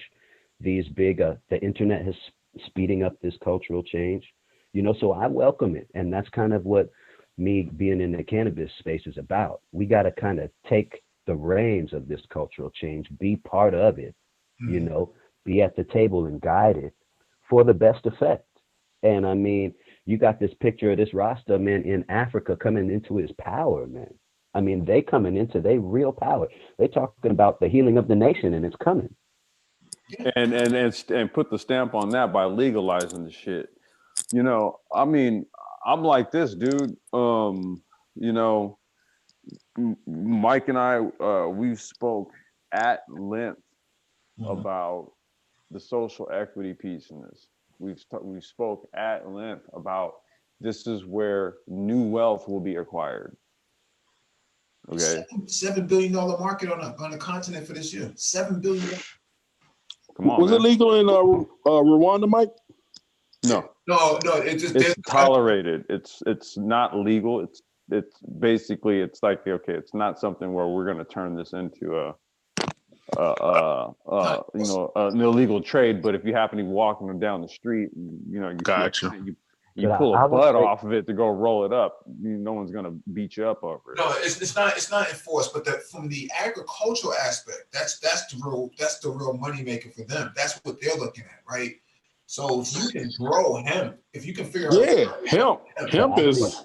I don't think the money that can be made is the most significant thing to the culture, gentlemen. If you allow me to another thing, I think. I wasn't saying that, brother. I was just saying he's asking about the business aspect for the continent. Yeah. No, it's significant. I think one thing that gets lost though is that a lot of the big fear is about the swings in the economy and the different kind of collections of where money will get as the economy changes if we legalize, fully open these markets up. And I really think that's the fear of a lot of the kind of prohibitionist kind of regime, is not that some people are going to make money. They're afraid they're going to lose money with all of their businesses going down and with wild swings of the economy and market, and they won't be able to control it. I think that's where a lot of the fear comes from. Here's the thing, right? Like, see, competition happens at all levels, right? See, so at levels maybe 2, 3, 4 above ground level, right, where the ordinary citizenry is impacted, okay, there you have industries that compete against each other. Perfect example of this would be the tech industry versus the music industry. Guess who won out? Yeah. You know what I'm saying? Guess who won out? And that's where we're talking about an entire fucking industry basically taking over another industry. I mean, you know what I mean? That's way above our heads. That's what I'm saying, and that's unpredictable for a lot of people. But that's what I mean. That's above our heads, right? See, so on a global business scale, look, there's too many people who have an interest in hemp and cannabis being something, right? And what we're finding here is that there's more people who want it to be something than people who don't, right? In this country alone, we have more states that have statutes on the books for legalization of some sort, whether it be medicinal or full recreational, than states that don't. You know what I'm saying? Now, on a global business scale, okay, now look, here's what's happening. The guys who have already legalized in Africa, they're already exporting out. Uganda, for one. Okay? Now, everybody else starts to say, okay, well, look, I mean, when you see that happening, what do? Do you wait? Mhm. Well, it depends who you are, right? If you're a competitor. Well, I mean, no, I mean, yeah. Well, I mean, the question is rhetorical. I mean, it's kind of like there's industry indicators. That's what they call it. Okay, signals, things that should tell you something. Mhm. Okay, when your neighboring country just inks a deal with Germany and Canada, right? Two other countries on two other continents to export out something that you've been no about. How much longer are you going to be no about it? Exactly. Yeah, right. Got decisions to make. Right. I think it's good. I think it's another piece of Africa coming into its power. I think it encourages what's already going on in Africa when we talk about kind of Africans coming into their economic power. And I think it's good. I think it can be good. Mhm. Mostly good. No, it's good. I mean, no, it's gonna be good because you got engineering cannabis is if he can join the panel, man, I'd really like for him to join. He just talked about it. I mean, we just talked about which we touched on it so much so to the point where we're gonna have to now devote an entire live stream to this. But compound medicines. Okay, who the hell has even talked about that shit yet? Now, the shit that engineering cannabis brings up. Medicine. It's traditional medicine too, though. Yeah. It is. But what we were just talking about here was talking about the pharmacogenomic angle, the compound pharmacy angle, DNA profiling. Okay, see, so yeah, it's traditional, but however, we're adding, we're injecting new technology. This has to be based on something new. So why not, if we're going to be doing cannabis and hemp, and if we're going to be doing these things, okay, then why not put it on a blockchain, and why not use DNA profiling, and why not go ahead and start with that as the basis? I think we would be able to leverage and unlock all of the secrets of what cannabinoids can do if we use a technology that could support the data extraction. I think these are the pieces that we actually need to really make something like hemp and cannabis like a mainstay as a base for what we use for medicines. So why not give it a technological backbone? I think you're right. No, it's happening already. We're studying the endocannabinoid more exactly. Yeah, I mean, this is what I mean. I mean, it's like we have to kind of really open our heads up a little bit more, and see it outside of what we've traditionally looked at it from a cultural standpoint. It's like, shout out to the brother right here in this picture. Shout out. Yeah. Okay, wait Yep. here. Engineer Kendrick, he just popped up right now. Shout out to that brother right there, right? You know, but let's understand, he's but a piece in this bigger picture here, and that bigger picture is going to involve the international markets. That bigger picture is going to involve commodities. That bigger picture is going to involve cryptocurrencies and blockchain. It's going to involve a whole bunch of shit that culturally does not align with what you look at here. We're going to have to reconcile all of this. That's why he's so important right there, because without this dude that we're looking at right there, then without him at the table, then we don't have that avenue. We lose that in the culture. Everybody has a part to play, bro. Exactly. And so without him, we lose good weed. You know what I mean? This is what I mean. Everybody has a part to play. Hey, what's up, man? Hey, what's going on, brother? I was listening. I was just trying to basically listen and learn. But you're telling the truth. And in terms of the guy on the picture, when his knowledge alone, I can go in there and take, again, blockchain, AI, extract his knowledge, quantify it, and then basically we both make money. So this is why I wanted him on the panel. I'm ready to I'll pack a suitcase, go there and quantify all his knowledge. And then I'm ready to sell it to Coca-Cola and tell them this is the best weed for the best Coke.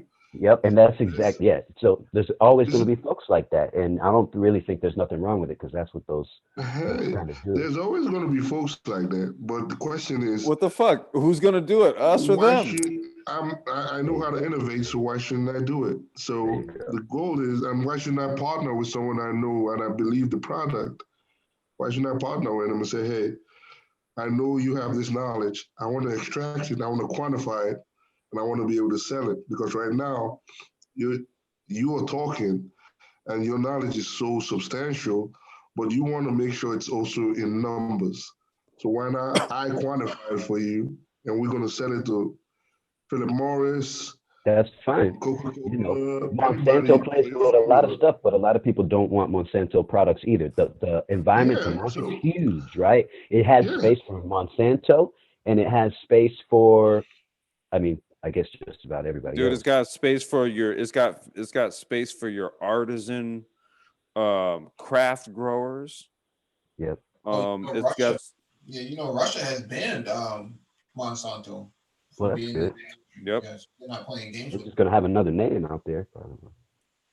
Well, Russia is the only country out of Europe that does not produce GMO products. So that's what they're hanging their hat on right now. Which is what's driving up the value of their organics, right? So they can boast about that. Let's protect that value and keep it like that. Right. That's what's making it. That's what's keeping them afloat right now. Oil and agriculture. And that's why blockchain is important. That's why blockchain is important. It gives you that quality. It basically ascertain that the products you're producing is of good quality. When you put it in a blockchain, it's traceable. It gives you that confidence to your customer that, hey, we care about you, so we're going to implement this technology to make sure it's being tracked and traced properly. So these are the information that's going to be needed in the cannabis space. And the cannabis space is going to reverberate everywhere, from real estate to greenhouses, the whole industry to the textile, logistics, security, everywhere, reverberate everywhere. So the financial aspects of it, fintech. And I think that's the real threat that I think you see from a lot of prohibitionists. I don't think they're really scared of cannabis or cannabis people. I think they're scared of that, right? What y'all just said. Here's the only issue with that. The only issue with that is guess what? That's across the board. What we're talking about isn't exclusive to, people who are opposed to cannabis. Like, dude, blockchain, crypto, all that shit is applicable to pretty much every single industry you can think of at this point. Yeah. It is an industrial disruptor. Yeah. So whatever, like, we could switch the subject and be talking about automotive. We do the car talks, right? And we talk about how, you know, the production of vehicles, how what's changed about it, you know, as a result of automating the factories. You see, so like, pick your poison. And I always say the best advantage to being in any industry is when you're in the middle of, in the crossroad of an industry. If you're in the crossroad between tech, cannabis, and maybe logistics, basically you will make money, or healthcare. Again, tech, cannabis, healthcare. If you're in those crossroads, there are a lot of opportunities in that crossroad. Yep, and that's why Black folks need to flood it. Yep. You just need to pick a lane. Just say, hey, if I can go in the middle of healthcare, cannabis, and tech, there are opportunities and there's a way. I must make money in this. So that's it. Yeah.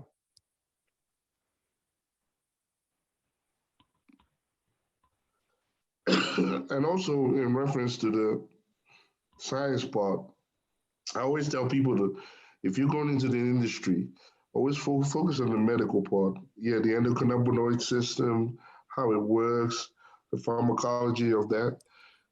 That should be, because right now everybody, the first stage of the cannabis industry is medicinal, tackling the legality with medicinal approach. Hey, you can't make this plant illegal because it has medicinal value. So that's the first approach of the industry, tackling the legality of the cannabis plant, medicinal. And in terms of dosage, there isn't any dosage. And that's another opportunity. There isn't, now dosages is being done by titration. Slow amount, trying to figure out how it's done. We so have to, I'm just looking at this process, man. We have to admit that cannabis prohibition was unconstitutional because obviously cannabis was part of the free exercise of this gentleman and other people's religion, right?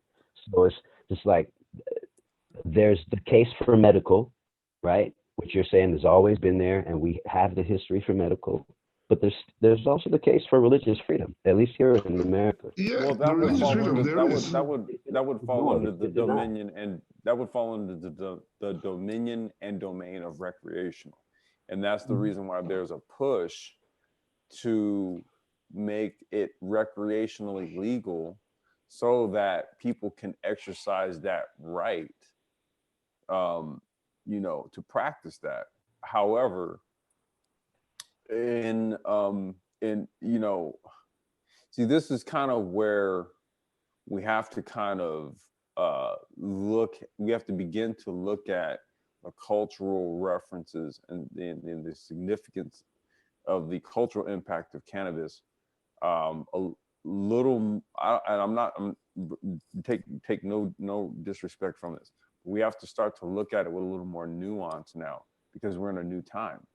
So yes, this brother right here had he's kind of a symbol of its sacrament usage. Exactly.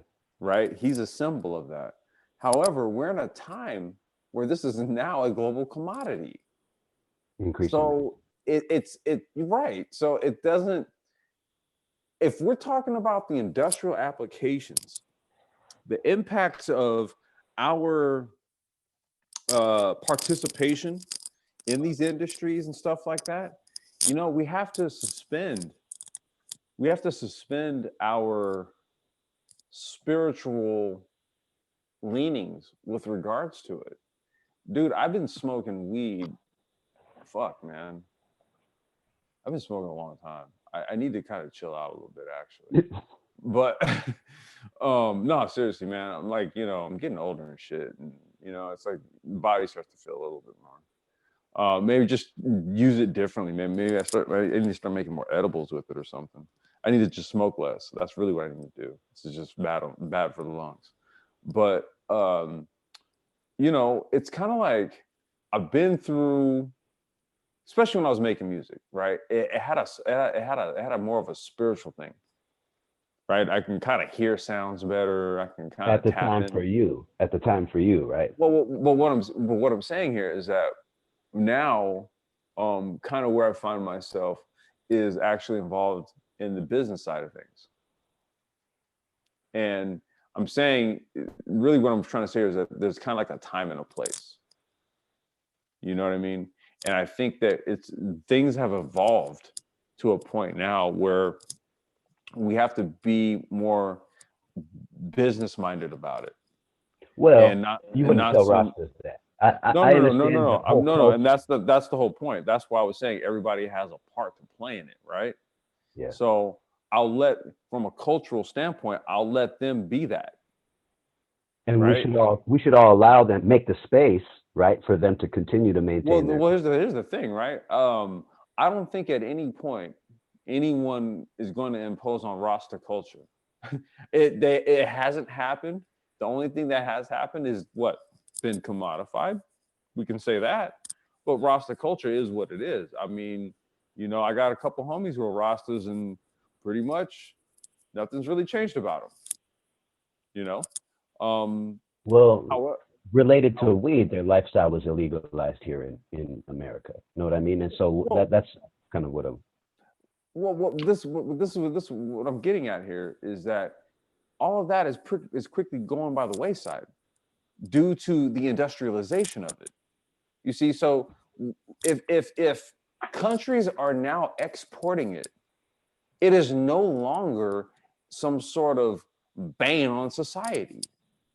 That's why I'm saying, like, once shifts happen on an industrial level, it's a wrap. You don't really have any say so on the matter. Like I said, I referenced the whole tech moving into music. Basically, once tech said you're going to listen to your music on your phone, you pretty much listen to your music on your phone. You didn't really have any say so on the matter. I mean, you can still go buy vinyl records if you like, CDs if you'd like. You can, but pretty much you're going to listen to your music on your phone. You didn't have any say so on the matter.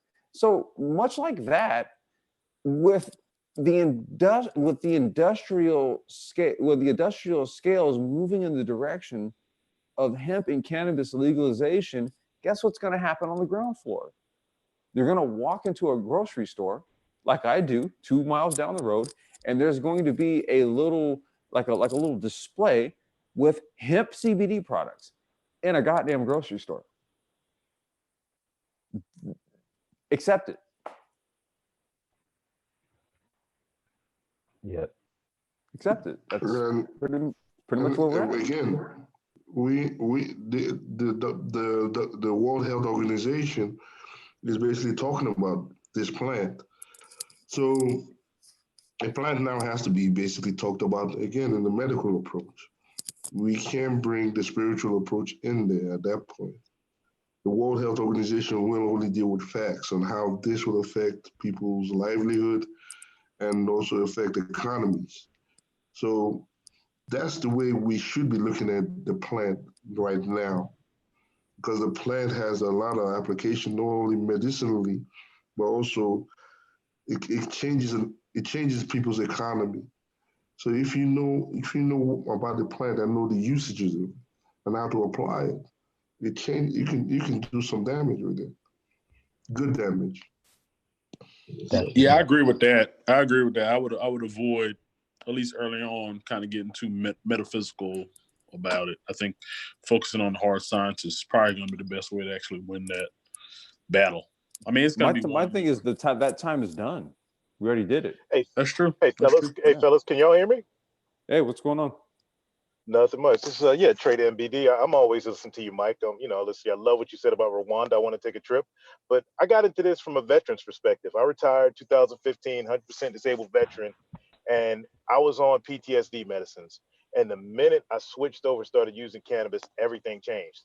4 years later, I manufacture edibles in the Oklahoma market, as well as I lobby in Texas to get, medical marijuana approved for all veterans in Texas, regardless. Nice. And the shift is coming. And the hardest thing, I hate seeing it, is the hardest shift is change the mindset of our people. Mm-hmm. And I had to leave them behind because I couldn't, I've had partners who are Oklahoma residents who are brothers who were too skeptical to jump into the industry. So I had to jump into a Mexican dude who welcomed me with all arms. And then I found out. Oh shit. Really? Man, He just You know, disappeared. the man got him. God damn it. And what he's saying is Foot right. is on his neck.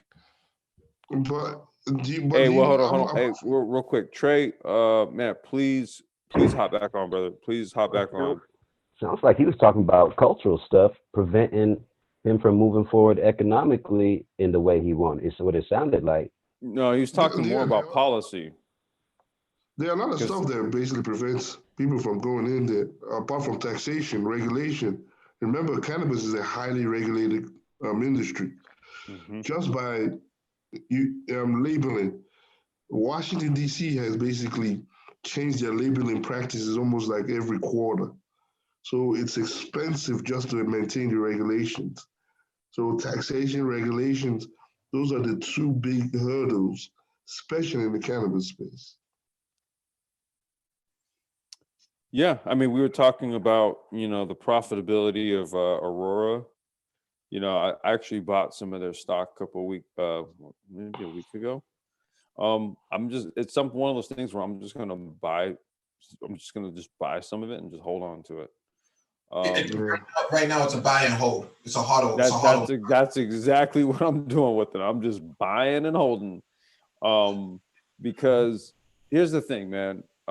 There's a whole lot of time right now to get it right. You have to make your mistakes, right? In business, you have to make your mistakes. And what that article was referencing, if who, I don't know who's listening to this shit, but maybe they can kind of just take away some of what we're talking about here. But it's just like what we talked about, Zone and I were saying, there's really not a difference, in terms of like, two different strains. And, if one has a higher THC count than the other, then it costs different. It costs more to produce the one with the higher strain versus that's actually not it. That's not the case. Really what it has to be about, it just has to be about good quality weed. You can grow some Reggie. If you grow it really good, it's going to smoke really good. That's just really what the bottom line is, man. It's like any sort of fruit or vegetable or something. If it's heirloom and it's grown organically, it's just going to taste more flavorful. And if you get the hothouse hydroponic variant, you're basically going to get something that lasts a long time but doesn't really taste all that good. The cannabis is no different. I was watching a special yesterday on autism in cannabis and how cannabis helps with their scientific research. Neuroscientists are figuring out that, and psychologists are figuring out that cannabis can actually be used to aid in autism if found at the early age. So they don't start doing diagnosis until age 2, but you don't start seeing the full impact until 4 or 5.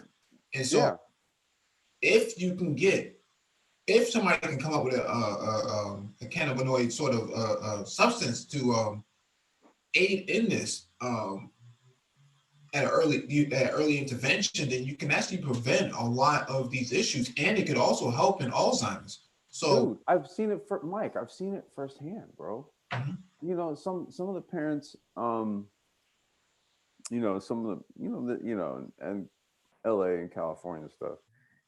There's parents, they'll go get their kids a goddamn recommendation. You can get your child a recommendation. You have to basically go and say, hey, look, I want my child to have this. And they'll give it to them. Okay. And I've seen it. And just really what it is, man, it's just, again, depending on the type of strain, this is where you would go into a dispensary and you'd say, hey, look, my child has, autism, and really I'm just trying to, get her to be, more sociable. Okay. And that's where, again, he may say like, hey, Blue Dream or this sativa strain, give them, Durban or the Blue Dream or the, whatever the case may be. And, and it's in low dose. So maybe you make a diluted oil, and then from the oil you make an edible or something. Mm-hmm. And and basically just what it is it kind of it stimulates the imagination. You see, so at that age, a child doesn't necessarily know, and this is just kind of like how I understand applying this for children. From what I've been told. Because, go ahead, Mike. No, I was just going to make a point that what they found was that the hyperness of the kids with autism, it's off the chain. So always bouncing off of something, always jumping on something. I would assume that a cannabis-based substance, a cannabis-based product would actually mellow them out. Yeah, especially if it's more on the CBD side. Mm-hmm. If it's more on the CBD side, and then there is a THC component to it again, because what you want is a robust neural pathway network in the brain. Okay, with autistic children, because I've worked with two autistic children coaching in karting. And the thing of what I found about them is that like these if they're about one thing, they excel at it. But if they're just kind of have to just sort of be able to accept sensory inputs from just a multitude of things and still sort of be present in it all, they have a lot of difficulty with that. Mm-hmm. But with especially with THC, what it does is it kind of stimulates. It gets the imagination going, open up the pineal gland, as SNL was saying, and what it does is it kind of, they sort of interact with their surroundings in a more 360-degree sense and not in a very singular, angular sense. Mm-hmm. And so over time, what happens is that they become accustomed to interacting with their environment. And then it becomes like a modality. It becomes just a normal thing that they do. So you actually kind of, it assists them in entraining the brain. Mm-hmm. That's how you use, especially from a THC standpoint, that's how you use THC from like a PTSD. This is what I'm saying. This is what I'm talking about. Once people really understand what complex design is talking about, and once the culture fully accepts this and integrates this into who they are, it's a radically different culture. Radically different culture. Because that's what I'm saying. People don't understand really all that comes with cannabis culture and what it's going to do to the mainstream. They really don't have a clue. And that's what I'm saying, where some of this fear is really coming from. It's coming from what else comes with cannabis, all the knowledge base. And a lot of people are going to have a problem with it. Well, that's why I had asked Zone to post the definition of the term entheogen, because you're right. You're right to do that. Yeah, we're in a society now where we're largely tech bent. We're tech oriented. We're not like, you don't even think people are gonna like be on it. You're like, don't even. I hear you, man. You're like, people ain't even gonna go there. Yeah, it's like when in Rome, right? Like, fuck, like might as well just go ahead and give them the tech angle on it. Like it makes more sense to do it, right? Let's go to Trey. He just came back on. So he just came back on. All right, cool. Finish what he's saying before you got cut off. Okay, yeah, sorry about that. Yeah, I'm in Canada right now making a delivery, and my signal's kind of crappy. All right. What I was saying though is that I came at it from the veterans' perspective. We're doing a lot of big things down here for the veterans, trying to, get access. But the main, people that are, come to me as far as the product is concerned are people with, the pains, the chronic pain, fibromyalgia, and stuff like that, amputees of that nature that just have pain that isn't going away. And they've decided that, they can't function on the narcotics that are be given out by Big Med. And with the THC, with the THC medicines, they're able to function and live a normal life, and they're just happier. 100%. And I myself, I manufacture gummies, and as well as my family owns a bakery in New Jersey, and we make small pies, and I got my start infusing them, and then I moved on to the gummies, and the gummies is what really took off. But so many people come to me and just like, thank you. I haven't slept in weeks. I haven't slept a full night in forever, man. I popped a couple of your gummies. Thank you. And the veterans, I give them to them for free. I'm not even looking That's for why I started a club. That's why I had to do a club. That's why. Yeah, even in the back in the pre-recreational legalization days, like if you were a vet, right, and you went into a dispensary out here in California, you just like, look, man, I need a joint. They're obligated to give you one. They'll give you some free weed. That was what the whole Compassionate Care Act was about. That whole compassion part. that whole thing there. Yeah, that's why every business was a nonprofit. It had to be a nonprofit. Everything was considered to be a donation. Zone will tell you. It worked. That culture, I tried to maintain it. Yeah, dude. California pioneered that shit, dude. And why we went? Why? I don't know, man. It was something in the water or the weed or something. No, well, I went to middle and high school in Northern California. That's Okay. I'm out in the East Coast now, and I was born out here, but I went to middle and high school in Tahoe, up in the mountains. So that's a cannabis culture up there. Back in the 90s, up there. In the 90s, at the heyday, right before we legalized, Yeah. Yeah, that was 96 when we legalized. Damn, you was up there near the Triangle. So yeah, my high school class was 95, and I was in El Dorado. Yeah, so was I, man. Nice. Get the yeah. 95, bro. Yep. Yeah. You already know what time it is then. Shit. So that's why being out here in New England, there's an opportunity, and so I moved into this cannabis space. Right now, I have an adult use cannabis. I'm one of the first economic empowerment applicants in the state of Massachusetts to have a cannabis infused product on the shelves. And we are in over 20 stores now throughout the Commonwealth. So nice. It only comes from my experience being in the club, and serving people in the club and going through all the stuff that you were just saying, because that's what happens when you serve people intimately like that. You change their lives and you become a part of their lives, Yep. Yeah. I mean, man, I just, I think this is something that's really ripe for us. Yep. You know what I mean? I really do. I just think that we, look, it's not just about this. There's a multitude of angles we can take on this in terms of our cultural immaturity. However, we're very immature about cannabis. I mean, we'll use the hell out of it, right? Yeah. But, in terms of enriching ourselves, we'll still kind of subject ourselves to the law in a way that's not beneficial. We won't subject ourselves to the law in a way where we're like basically, forming organizations and applying for business licenses and shit like that. That's not our interfacing with the law as it relates to cannabis. No. It is fuck. The cop pulls me over and I got, a pee in the trunk and I shouldn't have that shit. You know what I mean? That's pretty much how we're trying to relegate our shit.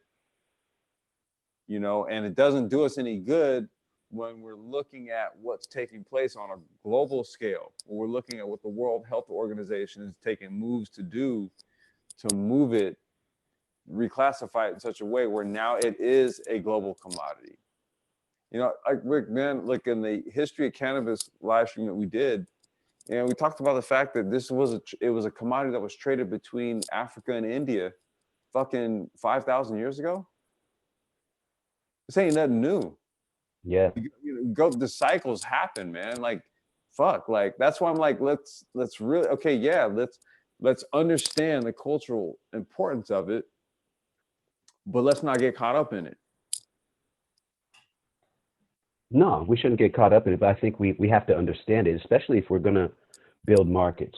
And so that's what I'm saying. I think a lot of people that are used to projecting these things, they get nervous because of the cultural stuff. They're unable to project normally with how they would look at an industry or a market. Man, look, let me tell you something, man. The Marleys, you know, the Marleys, Ziggy and, Yeah. you know, and Damien and all them. All right. They fucking get it. No, they're on top of it. You're familiar with their brand, right? Yeah, well, they're also so deep in the culture. They're gonna be on top of it. But this is what this is what we're talking about. They get it. Right? They're so deep in the culture that they're like, look, let's get our business game right.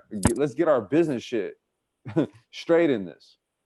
Marley Naturals is no joke, dude. That shit is all over. And it's good shit. I've had some of it, dude. Some good outdoor grown weed. I bet. Yeah, had me fucking high all day, dude. Mm-hmm. I ain't had that glassy eye shit in some time, man. It was fucking expensive, man. You know, I was like, okay, I paid, it was like $24. And it was like 3 joints. I was like, damn, really? Well, no, actually, it was like more like $30. It was like $30 for 3 joints. That's what it was. And I was like, okay, well, all right. But the weed was good though. It was good smoke. I was just like, it's expensive. I bet. But that's an example of what you're talking about. Like, I don't know if somebody can look up Marley Naturals. Just look that shit up, man. And they were so tied to the cannabis culture, what was going on, right? That they were able to ride that wave early, get ahead of everybody. Dude, their dad, there's pictures of their dad on a fucking album cover with a lit joint, man. I mean, how much more iconic can you get, man? Yeah. Yeah, and that's what's gonna happen. The stigma has to go away. Yeah. For more and more of us to dive into this industry. Like I 4 years ago, when I retired out the Army, I was so anti-drug, everything, that hard soldier perspective. And you know what?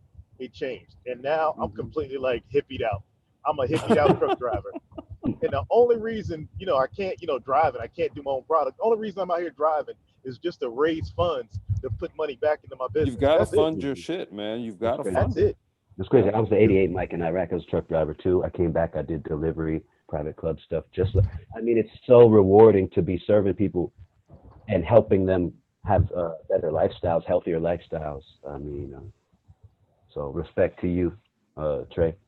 I appreciate it, man. No doubt, man. Like, good stuff. As soon as I get going to blow up, man, I'm telling you, I'm trying to bring the fellas on and just educate, just go around and educate, other thinking black men that like, look, this is another avenue of residual income as well as, active income. Yep. But just do your business well, and they're coming, man. Just do your. Well, the thing about it is, man, we've talked about it from the degree and extent that, we have to really, if we really want to be serious about it, we have to look at ourselves as an industrial base here, right? Collectively, what like brothers could do, in this space. It's so new, right? When you really think about it, right? See, now would be the time to now start forming, more specific, maybe like tech orient. See, like, so something like what Engineering Cannabis talks about, right? So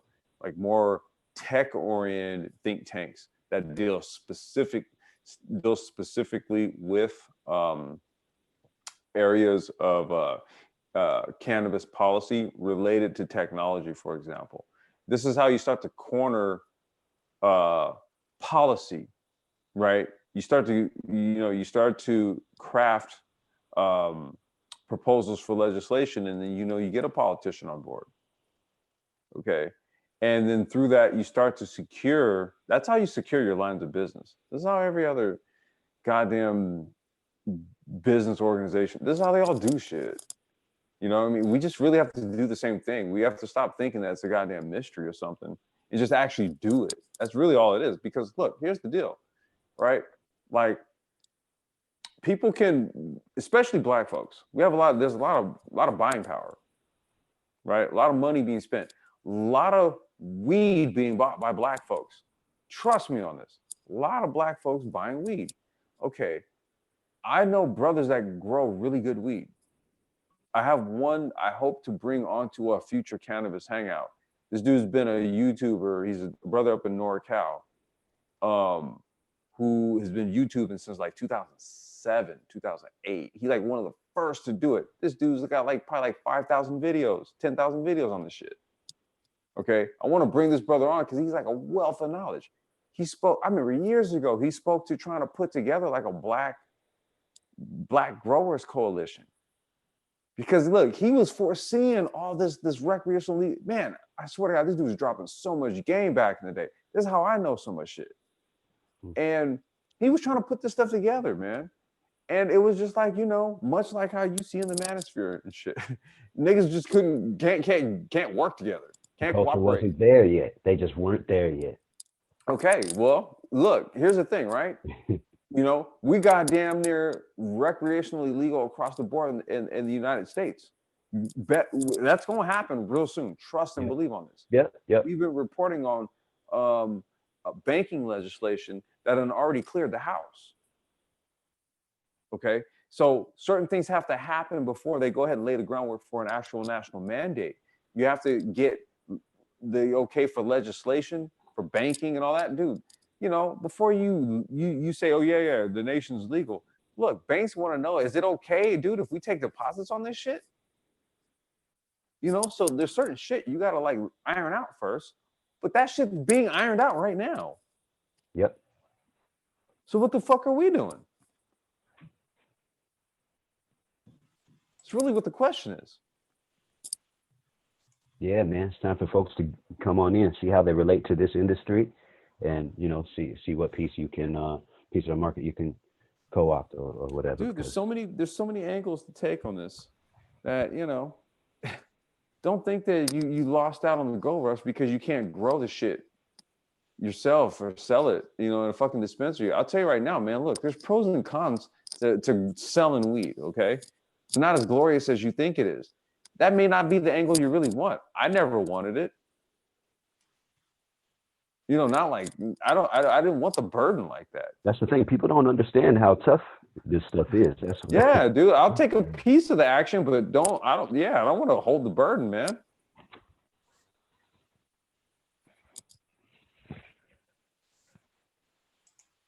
We got to get savvy, bro. That's I don't know. Shit. No, you're right. And when I was doing delivery, it was actually a different thing. Delivery was popular. You know, it was kind of the heyday. And then the big crackdown came and all of that. But it was a more representative of a real open market. And it was really encouraging because all I had to do was do better, treat my people better, be smarter, and do my job better. And I really liked it. It was like a real market. And then legalization came and we're learning something new now. Yeah.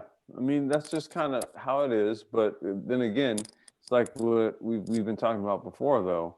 There's all these other areas, man, that are just basically unexplored and untapped. That's how green and new all this shit is. So when we throw out numbers, when Mike, what did you say? What's the number for 2020? $7 billion? Yeah, for this year, $7.1 billion for the continent.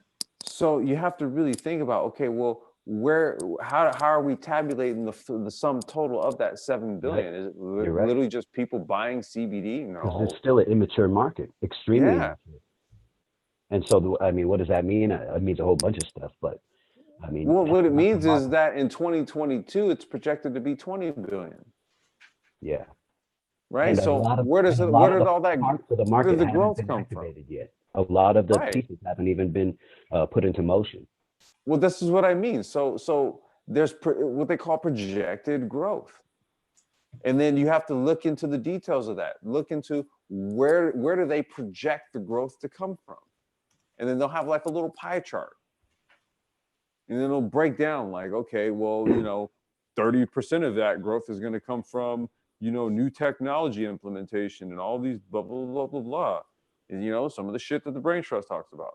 And then, you know, another portion of it's going to be due to policy and blah, blah, blah, blah, blah, and taxation and, you know, local economies will be stimulated and, You know, they'll have these studies that they'll cite, and you know, it's all there.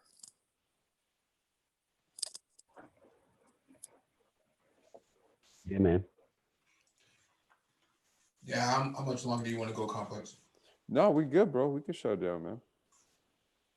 Yeah, thank SNL and Trey for joining the panel, man. Hey, Rob, man, I thank y'all for appreciate creating a for platform sliding like through, this. man. You know, I thank y'all for creating a platform like this where folks like us can tap in every once in a while. You know, we got a lot to share. We want other folks to be able to come on in too. You know, and this is the way that we change culture and educate folks and all kind of move forward. So I appreciate it. Yeah, man. I think what we'll do is for the next one, I think, Mike, you want to do the compound medicine? Yeah, we need to look at that. I think there's a window opportunity there. Okay, so let's do this, man. I'm gonna try to get in my boy Evan, man, and get him on for that one. And I also want to get Dr. Phoenix on for that one. Yeah. So I don't know if I have let me. I do have his email. Okay. Greetings to you. Have a nice evening. All right, brother. Thank you. You as well. Okay, so yeah, I'll put it together. I'll put that one together for the next one. Yeah, and thank Darkside 90 for coming on as well with his knowledge. Yeah, absolutely, man. Peace, man. Energy, man, thank you guys. Peace. Great information. Hey, thank you, fellas, for letting me on. Yes, sir. Yes, sir.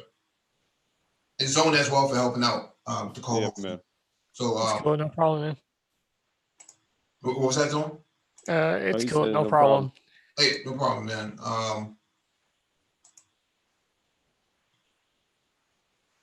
Let me see if there's any questions in the chat before we jump out of there.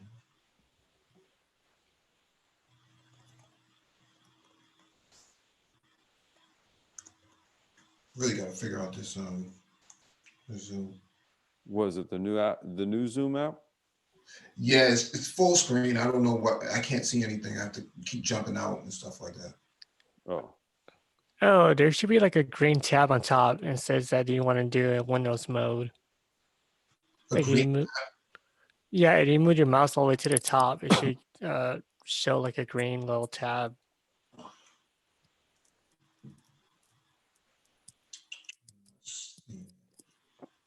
It wasn't doing this before. It just started doing this. Really weird. If you try to readjust the window, it won't do it. That's weird.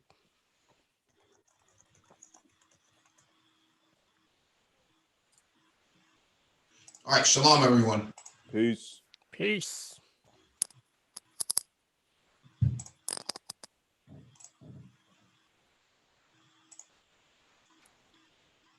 Still winning.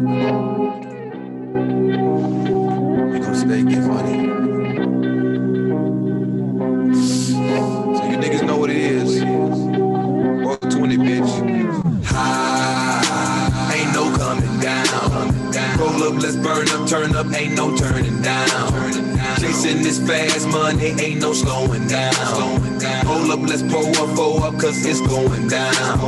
High, ain't no coming down. Roll up, let's burn up, turn up, ain't no turning down. Chasing this fast money, ain't no slowing down. Roll up, let's pull up, cause it's going down. Break it down, rolling up. My money too long, can't fold it up. Hold up, I'm drunk as fuck. I take more alcohol than an open cut. Early morning, getting to the bread. So I call it breakfast in bed. Real nigga don't believe in ghosts, but I'm still chasing these dead bread. My eyes so low, I'm so lit, I might not off after one more hit. In a foreign whip with a foreign bitch, I live every night like a porno flick. Bitch, don't kill my vibe. Ho, don't kill my buzz. Bitch, I'm so fresh and clean, but my cup is full of mud. If she not fucking, she gotta go. One monkey won't stop the show. I'm backstage with a flock of hoes and I'm getting flowed like a snotty nose. Hollywood, I'm still stunning. Making paper all around the country. I'm getting thrown, fucking hoes, getting dome and count money. Ain't no coming down. Roll up, let's burn up, turn up, ain't no turning down. Chasing this fast money, ain't no slowing down.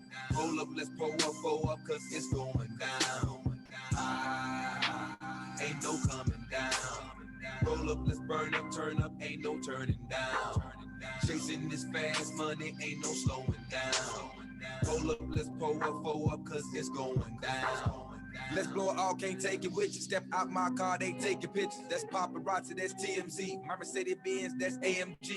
Eyes like I'm Chinese, out in Tokyo. Check my passport, homie, I do global shows.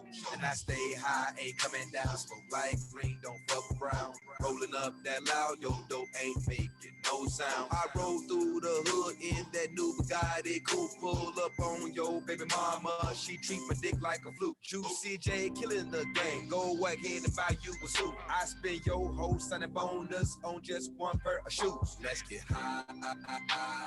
Pull up a deuce, matter of fact, make that a vote. Okay, now you got the juice.